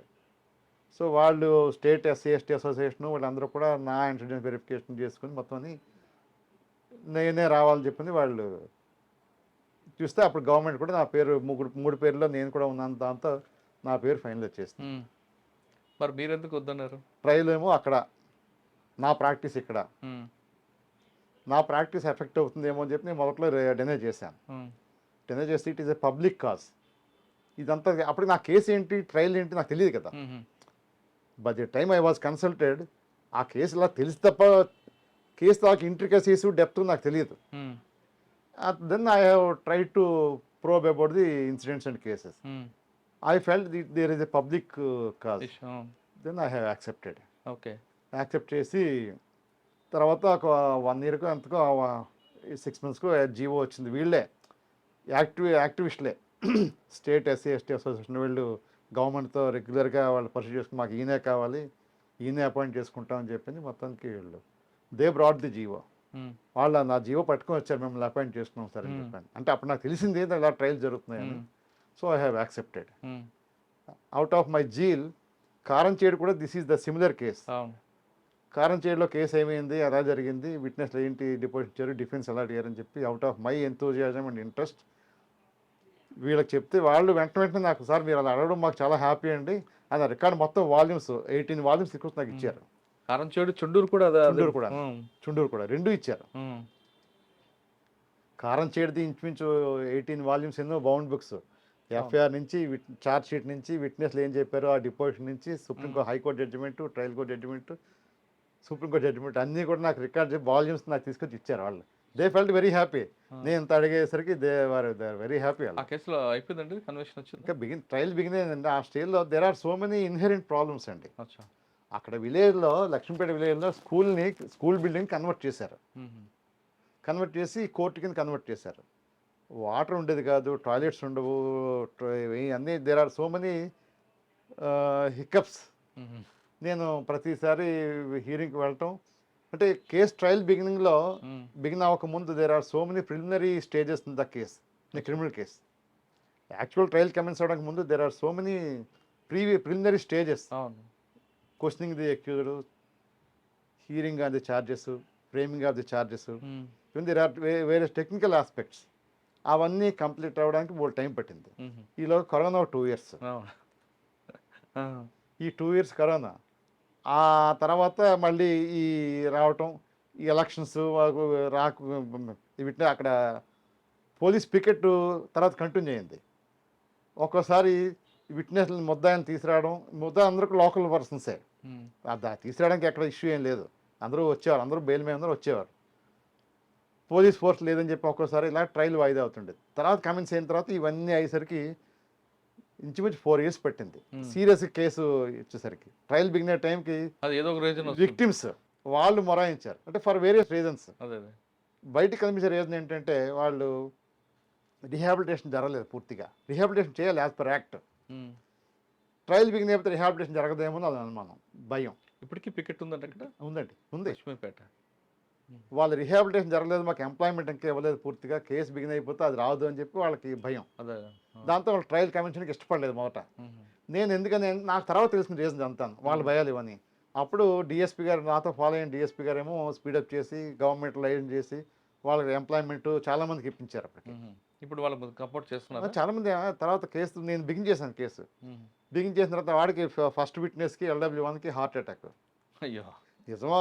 But వాడు హార్ట్ పేషెంట్, స్టంట్లు కూడా వాడికి వేశారు. బిగిన్ అవ్వకముందే స్టంట్లు ఉన్నాయి వాడికి. దాంతో వాడు బ్రదర్ ఫీల్ అవ్వడం అంతా మొత్తంగా ఆయన కొజాలు చేసి ఆయన అలాగ బొజ్జగించి చెప్పి ట్రయల్ బిగిన్ చేశాం. సార్ ఇప్పుడు ఆ కేసులో 5 చంపారు వీళ్ళు, 5 deaths. 5 deaths ఉన్నాయి కదా. ఈ అక్యూజ్డ్ ఏం సాధించారండి? వాళ్ళకి కోర్టులు, జైళ్ళు అన్నీ అవుతూనే ఉంటాయి కదా. అంటే నా ప్రకారం అంటే అది రెవెన్యూ ఫెయిల్యూర్ అండి. పట్టాలు ఇస్తుంటే అసలు ఈ అఫెన్స్ ఇంతవరకు వచ్చి ఉండేది కాదు సార్. అంటుంది పర్టికులర్ ఆ కేసే కాకుండా ఆలోచించారా కనీసం అంటే కొంతమంది? అంటే చెప్తున్నా కదా, రాయలసీమలో జరిగేలాగా ఈ మోడస్ ఆపరండి ఇంతమంది ఉత్తరాంధ్రలో లేదు. పొగబాంబులు వేసి తీసుకొచ్చి చంపడం, బయట లాగి చంపడం అనేది మన ఉత్తరాంధ్రలో ఇప్పుడు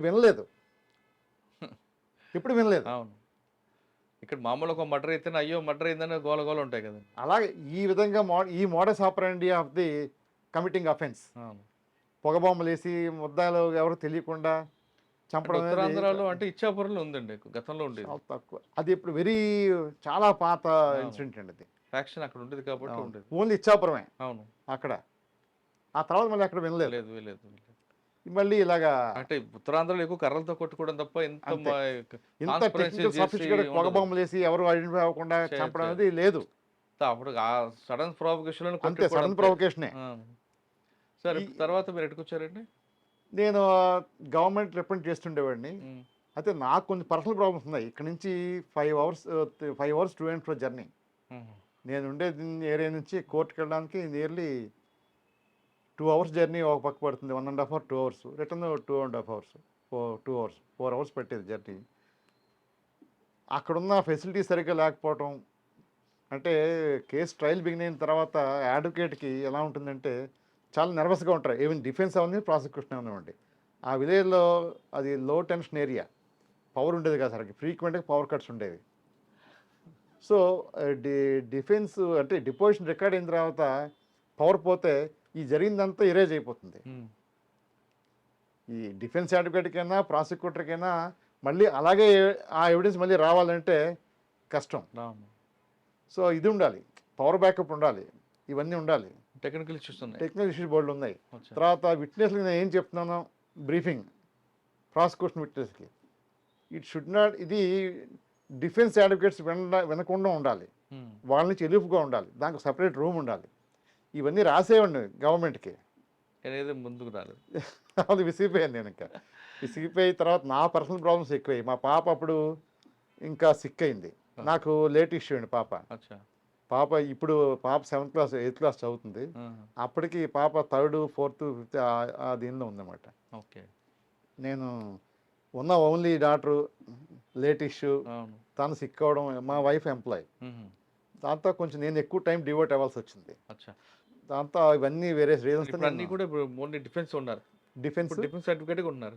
నేనా my my private practice. Okay sir, సాధారణంగా ఒక ఇద్దరు వ్యక్తుల మధ్యన బంధం ఆర్థిక సంబంధంగా మారుతుంది. ఆర్థిక సంబంధం ఉన్నప్పుడు బాగా ఉన్నప్పుడు చెక్కులు ఇచ్చుకుంటారు, పుచ్చుకుంటారు. తర్వాత డబ్బులు బ్యాంకులో ఉండవు, ఇన్సఫిషియెంట్ ఫండ్ అని వస్తాయి, బౌన్స్ అవుతాయి. బౌన్స్ అవుతాయి. మీరు 138 కింద అప్రోచ్ చెక్ బౌన్స్ కేసులు చెక్ బయట బౌన్స్ వేసేస్తారు. ఆ కేసులో ఖచ్చితంగా కన్వెక్షన్ వస్తుందా, లేదు అందులో కూడా ఎక్విటీ తీసుకోవాలి? టెక్నికల్ ఇష్యూస్ అండి. చెక్కు ఇష్యూ చేసిన పర్సన్ అకౌంట్లో డబ్బులు లేకుండా చెక్ బౌన్స్ అయితే it is offence according to section 138. Sir కొంతమంది సైన్ కూడా రాంగ్ పెట్టి పంపిస్తుంటారు కదా, హ్యాండ్ రైటింగ్ ప్రూవ్ అవుతుంది, ఆ, అదొక ఆస్పెక్ట్ వదిలేండి. Once signature is proved and admitted and proved, he has to undergo conviction. Courts usually will give conviction. Hmm. But దీనిలో చాలా రకాలుగా ఫ్యాక్ట్స్ సర్కమ్స్టెన్సెస్ రకరకాలుగా ఉంటాయండి. ఇప్పుడు చెక్ బౌన్స్ కేసులు ఫైల్ అయిన వాటిల్లో నాకు తెలిసి 80% ఫెయిర్ కేసులు కావు. ఎలా అండి? నేను విల్లింగ్ చెక్ ఇస్తా, మీరు విల్లింగ్గానే ఇస్తారు, బట్ ఆ చెక్కు డిఫరెంట్ పర్పస్కి ఇస్తారు. Not for a debt, recovery of debt, వేరే పర్పస్ చెక్ ఇస్తారు. లేదు దాని చెక్కుని సెక్యూరిటీకి కూడా ఇవ్వచ్చు. ఏదో ట్రాన్సాక్షన్ జరుగుతుంది, ల్యాండ్ అగ్రిమెంట్ ఉంటుంది, రిజిస్ట్రేషన్ అయ్యే లోపల సెక్యూరిటీకి చెక్ ఇస్తారు. తర్వాత రిజిస్ట్రేషన్ అయిపోతుంది, పేమెంట్ అయిపోతుంది, ఈ చెక్స్ బ్యాక్ తీసుకోరు. తర్వాత తేడా వచ్చి ఈ చెక్లు ప్రజెంట్ చేసి చెక్ బౌన్స్ కేసు ఫైల్ చేస్తారు. అది లీగల్ మోరల్గా అట్లీస్ట్ ఇనిషియల్గా మోరల్గా అనుకుంది, మోరల్గా దట్ ఈజ్ నాట్ కరెక్ట్. అవును. ట్రాన్సాక్షన్ జరిగిపోయింది, సెక్యూరిటీకి ఇచ్చిన చెక్ బ్యాక్ ఇచ్చేయాలి, ఇవ్వలేదు. అలాంటి ఇన్సిడెంట్స్ కొన్ని ఉంటాయి. మీరు చెక్ వీళ్ళు ఇస్తారు, సెక్యూరిటీగా ఇస్తారో అప్పుగా ఇస్తారో ఏమి ఇస్తారో, ద వెరీ నెక్స్ట్ వీక్ మీకు ఆయనకి తేడా వస్తాయి, డిఫరెన్స్ వస్తాయి. మీరు వెంటనే చెక్ ఎంటీ చెక్ ఉంది కదా అని చెప్పి దాని మీద డేట్ వేసేసి మీరు మార్చ్లో చెక్ ఇచ్చారు, లేదు ఇప్పుడు ఇది ఏమంత ఇది మేలో చెక్ తీస్తున్నారు సెక్యూరిటీ కింద, నెక్స్ట్ వీకే గొడవలు వచ్చాయి, ఏప్రిల్ చెక్ డేట్ వేసేసి చెక్ ప్రింట్ చేసి బౌన్స్ అవుతుంది, కంప్లైంట్ ఫైల్ చేస్తారు. ఇక్కడ డిఫెన్స్ అడ్వకేట్ రోల్ వస్తుంది. స్క్రప్లెస్గా తరోగా ఇంటర్వ్యూ చేయాలి ఎక్యూజ్డ్ని. చెక్ ఎందుకు ఇచ్చావు, అసలు ఏ ట్రాన్సాక్షన్లో జరిగింది, ఏ సిచ్యువేషన్లో జరిగింది, ఇవన్నీ కూడా చేస్తే party may not know what is the defence, what is not. ఏ సర్కమ్స్టెన్స్ ఇచ్చారో అన్నీ మే ఎన్సిట్ చేస్తే that may be useful to the defence advocate. What is moral, what is legal, what is illegal అన్నీ బయటకు వస్తాయి. ఇప్పుడు చెప్తారు. ఒక కేసులో అయితే, నేను చేసిన కేసులో అయితే ఒక ల్యాండ్ ట్రాన్సాక్షన్కి 50 లక్షలు చెక్కు తీసుకోవడం జరిగింది. ఒక బిల్డర్ రియల్ ఎస్టేట్ అయింది, చెక్ ఇచ్చాడు ల్యాండ్ ట్రాన్సాక్షన్కి. ల్యాండ్ ట్రాన్సాక్షన్ అయిపోయింది, సేల్ అయిపోయింది, 15 ఎకరాలకి అగ్రిమెంటు, రిజిస్ట్రేషన్ కూడా అయింది. సేల్ అగ్రిమెంట్లో 15 ఎకరాలు ఉంటుంది, రిజిస్ట్రేషన్కి వచ్చేటప్పటికి అక్కడ అంత ల్యాండ్ లేదు, 12 ఎకరాలే ఉంది. మరి ఏంటి సంగతి, మిగతా దాని సంగతి చెక్ మీ అమౌంట్ ఇచ్చేస్తాను బ్యాక్ అంటాడు, ఇవ్వడు. ఈ చెక్లు కూడా ఉండిపోతాయి. ఈ దీనిలో గొడవలు జరుగుతాయి ఇద్దరికిను. నువ్వు నాకు 15 ఎకరాలు అమ్ముతాను అగ్రిమెంట్ రాసావు, నాకు అమ్మింది రిజిస్ట్రేషన్ చేసింది 12 ఎకరాలే ఉంది, ఆ డిఫరెన్స్ అమౌంట్ అంటే ఇప్పుడు అప్పటికి ల్యాండ్ రేట్ పెరిగిపోతుంది, నీకు లాభం ఎక్కడ నష్టం కాదంటాడు వాడు అమ్మినాడు. నువ్వు నాకు అమ్ముతాను 15 ఎకరాలు 15 ఇవ్వలేదు కదా, నాకు ఆ మిగతా 70 ఇవ్వమంటే అంటాడు. ఇలా గొడవలు పెరుగుతాయి.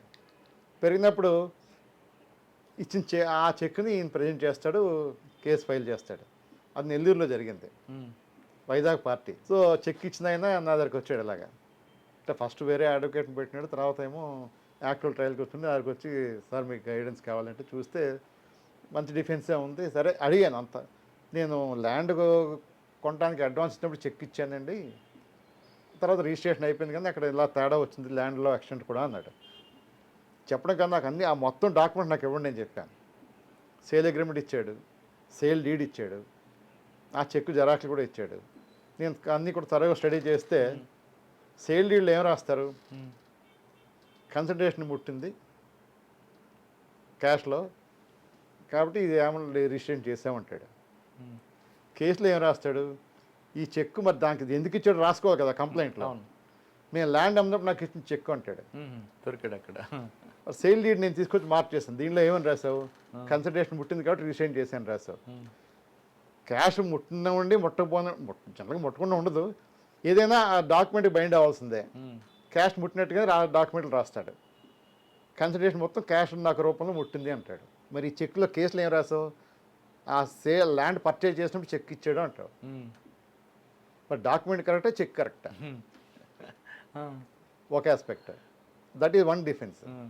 ఈ చెక్ ఇచ్చిన డేట్ నాటికి నేను చూసి ఎందుకేమైంది బ్యాంక్లోకి వెళ్ళి వెరిఫై చేసి ఈ చెక్కు లీఫ్ ఉన్న బుక్లెట్ ఎప్పుడు ఇష్యూ చేయడం జరిగింది, నాకు అది కావాలంటే తెచ్చాడు.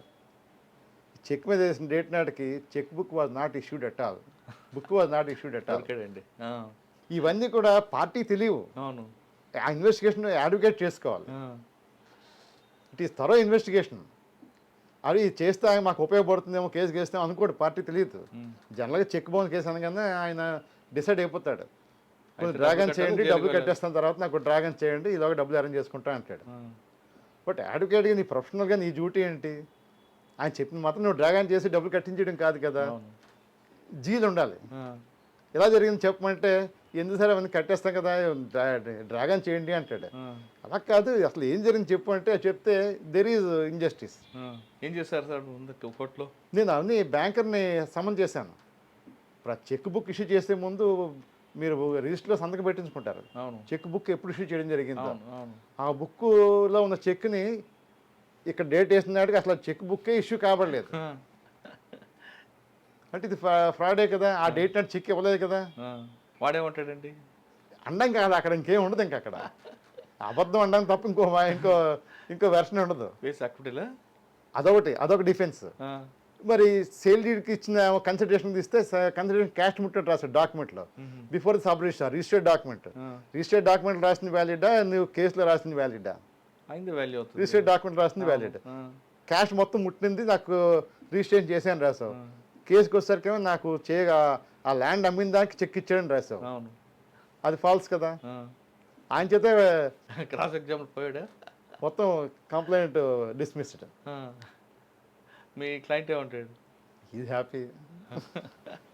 కానీ భలే ఇంట్రెస్ట్ ఉంటుంది అంటే దీని మీద అన్నట్టు ప్యాషన్. అడ్వకేట్ రోల్ ఎక్కువ అండి ఇక్కడ. ప్యాషన్ ఉండాలి సార్, ప్యాషన్ ఉండాలి. ప్యాషన్ ఉండాలి. ఏదో డిలే చేసి కేసు వాయిదా కట్టినప్పి కేసు చేసి పంపించాం. ఎలాగే పార్టీ మనం తిట్టడు, అవును, అలాగే డిసైడ్ అయిపోయి వస్తాడు, డబ్బులు కడతాను డిలే చేయండి అని. ఆయన మనం తిట్టేది ఏముండదు, మనం బ్లేమ్ చేసేది ఏముండదు. సార్ ఫైనల్గా వస్తుంది ఇంకో కేసు కూడా ఉంది. చెప్పండి. అది చెక్ బౌన్స్ కేసే. చెక్ ఇష్యూ చేసిన ఆయన ఒక ITI correspondent. Is age about 40 years. Complaint వేసిన ఆయన age about 75 years. 75 years complaint వేసిన ఆయన నెల్లూరు కోర్టులో వేస్తాడు. Is native of Nellore. Cheque issue చేసిన ఆయన ఒక ITI correspondent, owner of the ITI Visakhapatnam. ఆయనకి ఈయనకి ఎక్కడ రిలేషన్ ఏమి ఉండదు. కేసులో ఏం రాస్తాడంటే ఈజ్ మై క్లోజ్ ఫ్రెండ్, ఈయన ఎంత ఏదో ఏంటో కూడా ఆయనకు తెలియదు. చెక్ ఉంది, వేరే వాళ్ళు చెక్ ఇస్తారు, ఈయన సంతకంతో ఉన్న చెక్ని, చెక్ ఉంది కాబట్టి చెక్లు ప్రాబ్లమ్స్ ఉన్నాయి కాబట్టి కేసు ఫైల్ చేసేస్తాడు. ఏదో ఫైనాన్షియల్ ఇస్తే దాన్ని ఇన్కమ్ అందులో ఇతను విశాఖపట్నం నెల్లూరు వేసాడు కదా, తిరగలేక డబ్బులు కట్టేస్తాడని. సార్ మరి వెళ్తున్నాను, మీరు చేయాలంటే నేను మా జూనియర్ని పంపించాను వెళ్ళమని. ట్రయల్కి వచ్చేసరికి ఏమో సార్ మీరు వస్తే బాగుంటుందేమో అంటే అప్పుడు నేను కేసు చదవడం మొదలు పెడితే ఇవన్నీ నాకు తెలిసే. ఆయన నీకు తెలుసా అంటే సార్ నాకు ఆయన తెలిసిన మాట వాస్తవమే కానీ మాకిద్దరికి ఎటువంటి ట్రాన్సాక్షన్ జరగలేదండి అంటాడు. ఆయన చూస్తే 70 ఏళ్ళు, నాకు ఈయన 40 ఏళ్ళు. మా ఇద్దరికి అసలు ఇప్పుడు పరిచయం లేదు, మేము ఎప్పుడు మాట్లాడుకోలేదు అంటాడు. మరి ఒకే ఫీల్డ్ కదా. ఆయన ITI regional employment and training డిపార్ట్మెంట్కి రీజనల్ డైరెక్టర్. ఆయన నెల్లూరు నుంచి ఇచ్చాపురం వరకు ఆయన డైరెక్టర్. ఈయన ఒక ఐటీఐ తర్వాత కరస్పాండెంట్. దేరీ రిలేషన్ ఉందని చెప్పి కోర్టు నమ్ముతుంది, ఒకే ఫీల్డ్ కాబట్టి. కానీ ఈ పార్టీ చెప్పడానికి కన్ఫర్మ్గాను సార్ నాకు ఆయన తెలియదు, ఆయనతో ఎప్పుడు నేను వచ్చేటప్పటికి ఐటీ అయిపోయి రిటైర్ అయిపోయింది అన్నాడు.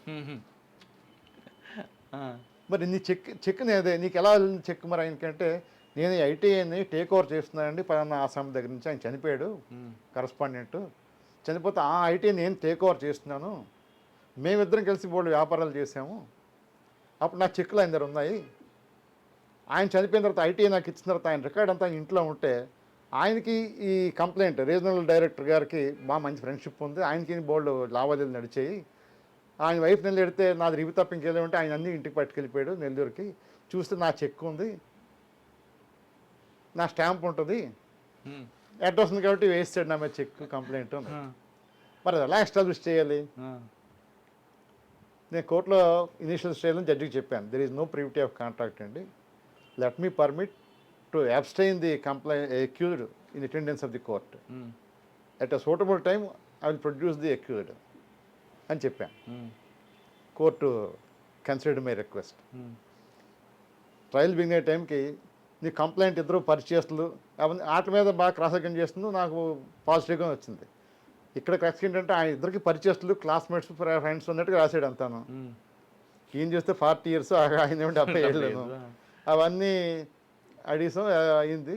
ఎందుకు ఆయన నువ్వు చూసావా అంటే చూసి కలిసి తిరిగాం కదా అంటాడు.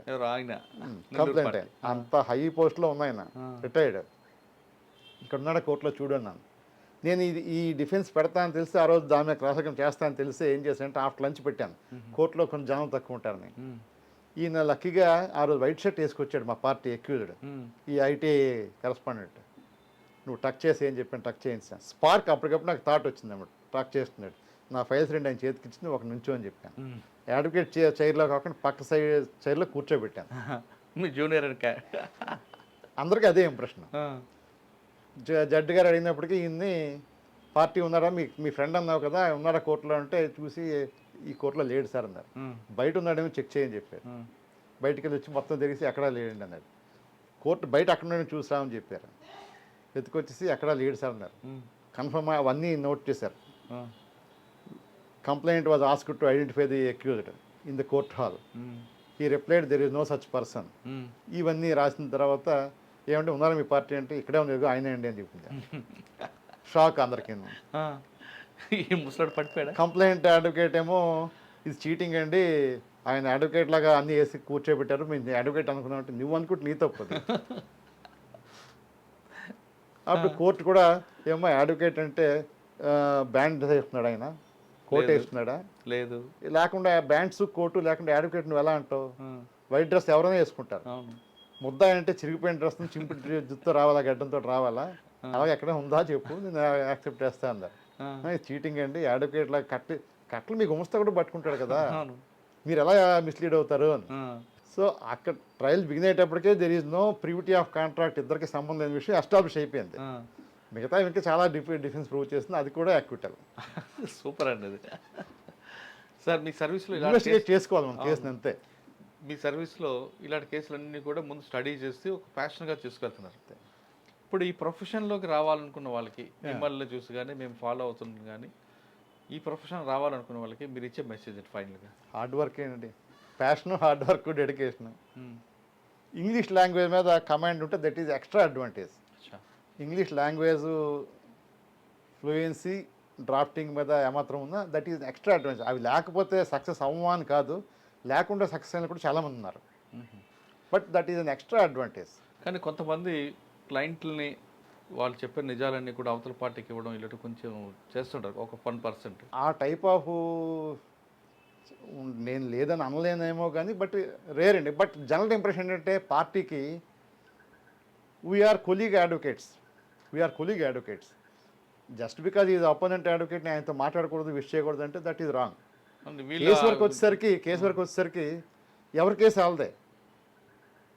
కానీ బట్ పార్టీస్కి ఉంది ఎలా ఉంటుందంటే ఆ అడ్వకేట్ మాడుతుంటే మా ఇద్దరు కొల్యూడ్ అయిపోయారేమో, ఆ రూమర్ ఎక్కువ ఉంది. రూమర్ అంటే కొన్ని ఫ్యాక్ట్స్ కూడా ఉంటాయి, కొన్ని కేసులు జరిగి ఉండొచ్చు, బట్ అది 80% అది తప్పని నేను అనుకుంటా. ఈ ప్రొఫెషన్ రమ్మంటారా వద్దంటారా? నేను వద్దని అందండి. ప్యాషన్, జీల్ ఉంటే this is the best profession. నేను I have resigned my government job and in practicing just because of my zeal practice.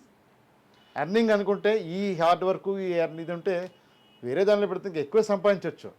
But only for earning అనుకుంటే ఐ వోంట్ అడ్వైస్. సాధారణంగా మీ సర్వీస్లో కేసులు కోర్టుకు వెళ్తాయి, న్యాయం జరుగుతుందని భావిస్తారు అందరూ, కానీ కేసులన్నీ వీగిపోతుంటాయి ఎక్కువగా.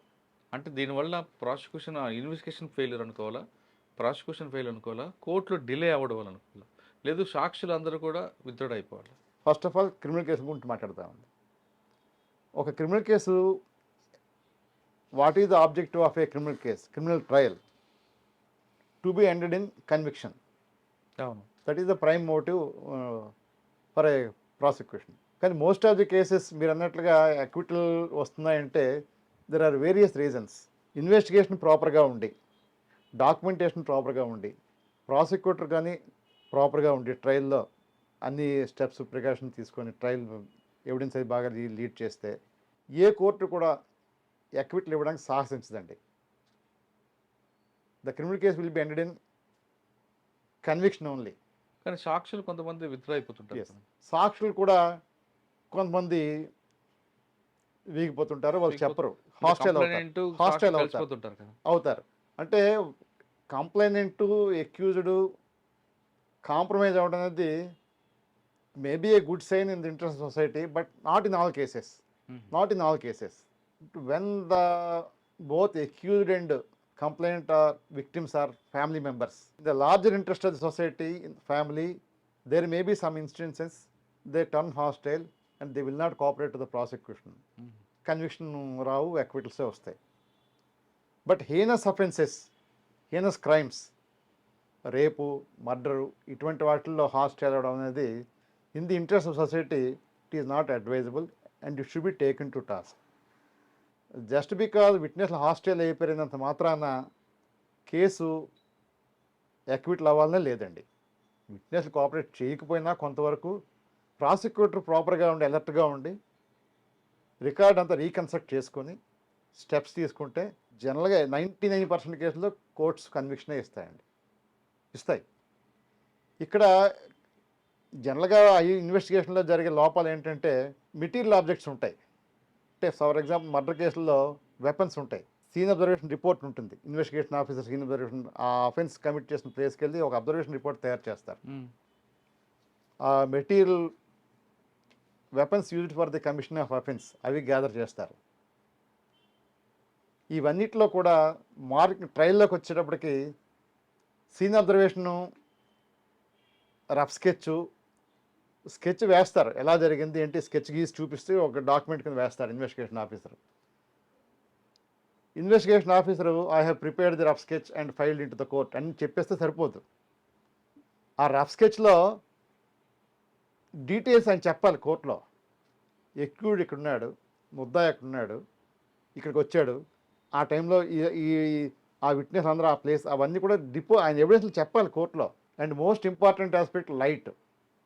సపోజ్ అఫెన్స్ నైట్ టైం జరిగింది అనుకోండి, light plays an important role. Light ఉందా లేదా, విట్నెస్ అక్కడ అఫెన్స్ని విట్నెస్ చేయడానికి సఫిషియెంట్ లైట్ ఉందా లేదా, దాని మీద ఇన్వెస్టిగేషన్ ఆఫీసర్ కంపల్సరీగా ఫోకస్ చేయాలి. స్ట్రీట్ లైట్స్ ఉన్నాయా లేవా. కొంతమంది లైట్ ఉందని రాస్తారు, స్ట్రీట్ లైటే ఉండదు కదండి అక్కడ. జనరల్గా రొటీన్గా రాస్తారు అది. అలా లేనప్పుడు ఉందని రాస్తే అది ఇంకా ఫ్యాటల్. సబ్మిసివ్ ఉండిపోతే గొడవ లేదు. అవును. సపోజ్ అప్పుడు ఏం చేస్తారు, స్ట్రీట్ లైట్ లేనప్పుడు పాసింగ్ బై దారిలో వెళ్తున్న వెహికల్స్ లైట్ చూసి నేను గుర్తుపెట్టాను, డెడ్ బాడీని చూసానని చెప్తాడు. That is somewhat admissible. It helps the prosecution. ఏమి లేకుండా లైట్ ఉందని రాస్తే డెఫినెట్గా it is fatal to the prosecution. కరెక్టే. ఒకవేళ ఏమి లేదనుకోండి, మరి ఐఓ ఏం చేయాలి అక్కడ? He has to take other measures. ఎలా గుర్తుపెట్టాడు విట్నెస్, మర్డర్ జరగడం ఫ్యాక్ట్, విట్నెస్లు ఎలా చూసారు ఏంటనేది వాళ్ళని యాక్చువల్ జరిగిందనే 161గా రికార్డ్ చేయాలి. అక్కడ ఇంప్రూవ్ చేయడానికి ట్రై చేయకూడదు. ఒరిజినల్గా జరిగిందే రాస్తే somewhat beneficial to the prosecution. తర్వాత డాక్యుమెంట్స్ ఉంటాయి, వూండ్ సర్టిఫికేట్స్ ఉంటాయి. డాక్టరు నేను I have examined the injured and file the wound certificate అంటే సరిపోదు. There are number of decisions, judgments given by Supreme Court. Just mere marking of the document is not proof. Okay. Marking వేరు, proof వేరు. Document mark చేసినంత మాత్రాన contents కానీ witness చెప్పకపోతే it is not A proof. Document is not considered as proved. ఆ injuries ఏంటి, ఆ injuries ఈ వెపన్తో జరుగుతాయా లేదా, ఇవన్నీ డాక్టర్ ఒపీనియన్ ఇవ్వాలి. ఆ ఇంజరీ డీటెయిల్ డిస్క్రిప్షన్ ఇవ్వాలి. సింపుల్గా మార్క్ చేసేస్తే సరిపోతుంది. అంటే ఇందులో ఐఓ కానీ ఎఫ్ఎస్ఎల్ కానీ డాక్టర్స్ కానీ అందరూ క్లియర్ కట్గా ఇవ్వాలి. ఇవాళ దానికి ప్రాసిక్యూటర్ తన రోలే చాలా ఎక్కువ. ఆ, ఇదంతా technicality prosecutor has to look after. Okay sir, కొన్ని 376 కేసులు తీసుకుందాం. అందులో ఎక్కువ శాతం ఫాల్సే కనిపిస్తుంటాయి. అంటే అన్ని అనలేం, అన్నీ కాదు, కొన్ని వండుకుందాం అండి. రీల్ కూడా ఉంటాయి, బోత్ సైడ్స్ కానీ అలా ఉండొచ్చు, ఇలా కూడా ఉండొచ్చు. ఉంటాయి సార్, ఇది కాదనట్లేదు. రియల్ కేసు కాకుండా కొన్ని ఏదో False మ్యానిపులేట్ కేసులు cases. ఉంటాయి. అవును. ఫాల్స్ కేసులో ఆ అమ్మాయి 164 స్టేట్మెంట్ కూడా చెప్తుంది. అవును, statement record before the judicial Right. Officer. అయిన తర్వాత కొంతకాలం గ్యాప్ వచ్చాక ట్రయల్కి వచ్చేసరికి నేను మర్చిపోయాను అంటదా, ఏం చేయాలండి అప్పుడు? అంటే it is overall weighing of the situation circumstance అండి. Court can perceive whether the witness is lying or deposing false or fact అనేది. అదర్ సర్కమ్స్టెన్స్ కూడా చూసుకొని అమ్మాయి అబద్ధం చెప్తుంది అని కానీ కోర్టులో by going through the other incidents and circumstances the court comes to a conclusion that she is lying, she is not a reliable and trustworthy witness. Conviction ఇచ్చిన రోజులు ఉన్నాయి, కేసులు కూడా బోర్డులు ఉన్నాయి. 164లో రాంగ్ చెప్తే అందులో చెప్పినా సరే 164 కూడా it is not a substantive piece of evidence, it is a corroborative piece of evidence. Okay, when it correspond to the other material circumstances conviction ఇవ్వచ్చు basing on the 164 statement. Okay, ఇది అంటే ఇది main evidence కాదు, ఇది collaborative supporting అంతే. Corroborative piece of evidence. Advocate profession అనేది noble profession అంటున్నారు శ్రీనివాస్ గారు. ఎస్, కానీ ఇక్కడికి వచ్చిన వాళ్ళు మాత్రం హార్డ్ వర్క్గా పనిచేస్తే ఒక ప్యాషన్గా తీసుకుంటే ఆ కేసులో ఉన్న మజా అనేది చాలా మనకు లైఫ్ లాంగ్ కనిపిస్తుంది అనేది ఆయన చెప్తున్నారు. కేవలం డబ్బుల కోసం వస్తే మాత్రం ఈ ప్రొఫెషన్ కాదు, వేరే ప్రొఫెషన్ ఎంచుకోండి. ఇక్కడ మీకు జిల్లు మీ స్కిల్ బయటపడాలి, క్లయింట్ కళ్ళలో ఆనందం చూడాలంటే ఈ ప్రొఫెషన్ బెస్ట్ ప్రొఫెషన్. ముఖ్యంగా సామాన్యుడికి ఎక్కడ సామాన్యుడికి అన్యాయం జరుగుతుందో ఆ సామాన్యుడి పట్ల మీరు నిలబడితే ఆయన ఎప్పుడు కూడా గుర్తుపెట్టుకుంటే తర్వాత ఆటోమేటిక్ వచ్చే డబ్బులు అనేది మీకు లైఫ్కి వస్తాయంటో అని చెప్తున్నారు. ఇది శ్రీనివాస్ గారితో ఎక్స్క్లూజివ్ ఇంటర్వ్యూ. వచ్చే వారం మరొక మళ్ళీ కలుద్దాం. అంతవరకు నమస్తే. Thank you sir, thank you very much. మంచి టైం ఇచ్చారు.